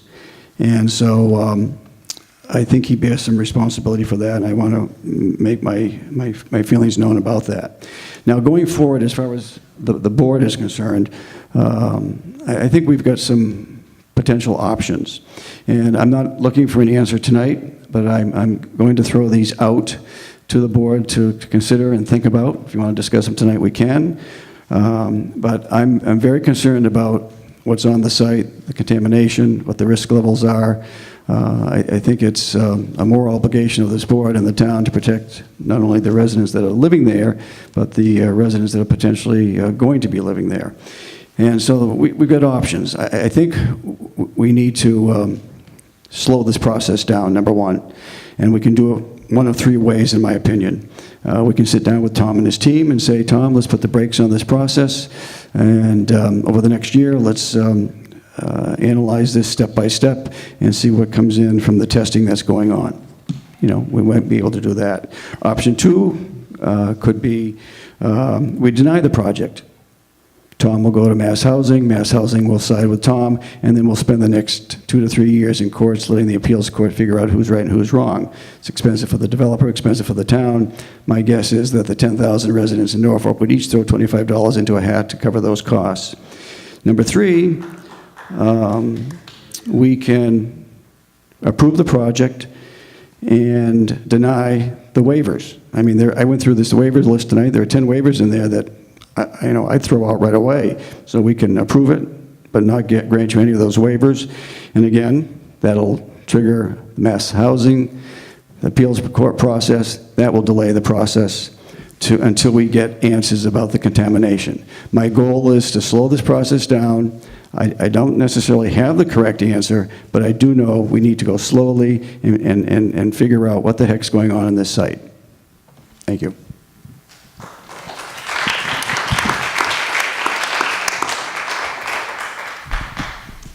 Hello. I am not from Norfolk, but I do work for King Philip. And unfortunately, you guys are 20 minutes over your allotted time for tonight. I hate to be the bearer of bad news, but I am with the team that educates your children at 7 a.m. So, custodians are about to wrap up and close the building. I am very sorry to rain on this parade. You're getting a lot of good work done.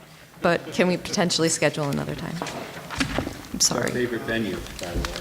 I'm so glad. Thank you.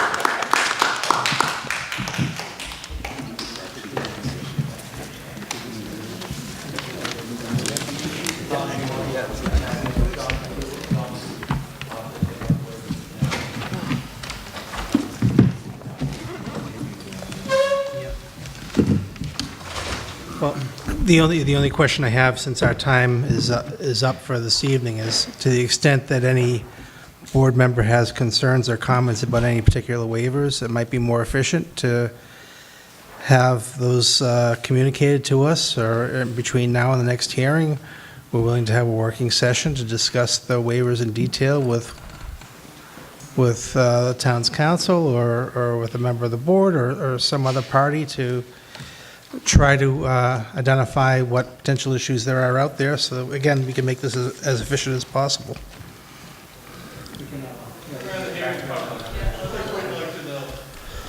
Excuse me. Now, I don't mind people asking questions, but, one, the people who work here would like to go home. Two, the people on this board have to understand what the applicant's asking of us. Have the respect for these people who are dedicated, who spend countless hours reviewing documents, so we can represent you. You're interrupting. I'll be honest with you. I can't hear out of my right ear. So when you people interrupt, I cannot hear the applicant. So I can't represent you. So please have respect for this board and what we do. I spend 20 hours to 30 hours a week working on this project. outside my regular job. I don't need you interrupting when the applicant is trying to present something to this board that I need to hear. So I ask for your respect. If you don't want to give it to us, you know what? We'll just go forward. But please, it's inexcusable. And I'm sorry to have the outburst, but you know what? Have respect for these members of this board. We have mothers here with school children. We have other people here. We have people who work for the school. We don't need interruption. We give you plenty of time to address the board with your questions. We certainly don't need your interlock. Thank you. John, I think we can probably set up a working session. I'll have Rich or Dan get back to you tomorrow or Friday. We can probably set something up to look at some of these. I still think we want to review the waivers in a public session, so we'll continue to do that. Sure, I'm just looking for the most efficient way to do it, that's fine. And I think our next ZBA that we can continue to hear, Abbeville, is going to be the 17th of October. We have enclave on the 3rd, and we have a book scheduled for the remainder of September. So, I ask for a motion to continue the public hearing for Abbeville Commons and Abbeville Preserve to the 17th of October here at the King Philip Middle School at 7 o'clock. So moved. Oh, we're going to also need, we're also going to need extensions. If you agree. Is it possible, because I know there's other items and things that come up on the agenda, is it possible to maybe have set 2 hearing dates? You know, because we're going almost a month and a half out, maybe, you know, to October 17th. Is it possible to do October 17th and maybe October 31st or November 2nd or something like that at the same time? We could always cancel that meeting, but at least it's Do you know where November, I know we have to look at the 7th. We can do the 7th, correct? As far as we know. We have to check the schedule of the room and everything, We right? have to check the room, yeah, we could do the 31st or the 7th.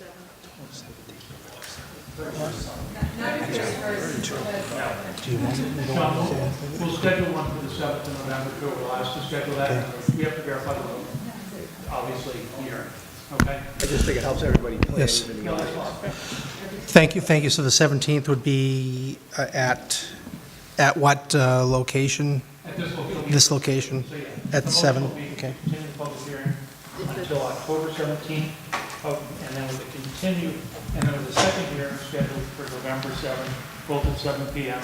here at the King Philip Middle School. Have a motion? Yeah, I mean, I don't know for sure that this is available on. Right, good. Now you'll have to determine. But we'll schedule now, and then if we have to change it, we can. Okay? Can we do alternative schedule it to your next meeting when you meet? Then we'll clarify the schedule. I think, John, what you were trying to do is get 2 meetings scheduled, so that's what I would like to do. We'll schedule 2. If we have to move one, we can always move it. But Chris, if we schedule it, if we continue this to the 3rd, then on the 3rd, we can just announce where it's actually going to be on the 17th, rather than announcing an incorrect venue tonight. We don't know if this is available on 17th. Correct, we don't. But if we just continue this to the 3rd, where we meet to discuss the enclave, then we can. It's okay with us. It's, Okay. So for semantics, we're going to continue it till the 3rd, and then the 3rd will realize one. And then we can confirm the date. So, can we have a motion to extend the public hearing for the Abbeville Preserve and Abbeville Commons to October 3rd at 7:05 p.m. Make a motion to continue the public hearing for Abbeville Commons and Abbeville Preserve to Wednesday, October 3rd at 7:05 p.m. At the town hall. At Town Hall. At the Town Hall. Room 125. Thank you, room 123. I have a motion to close the zoning board of appeals meeting for the 5th of September at 10:30 p.m. Say aye. You didn't vote. Yeah, whatever. We have a motion. Yes, we have the motion on the table to continue the public hearing. All those in favor? Aye. We have a motion to close the zoning board meeting here at 10:30 p.m. on December 5th. So moved. Second. Second. All those in favor? Thank you.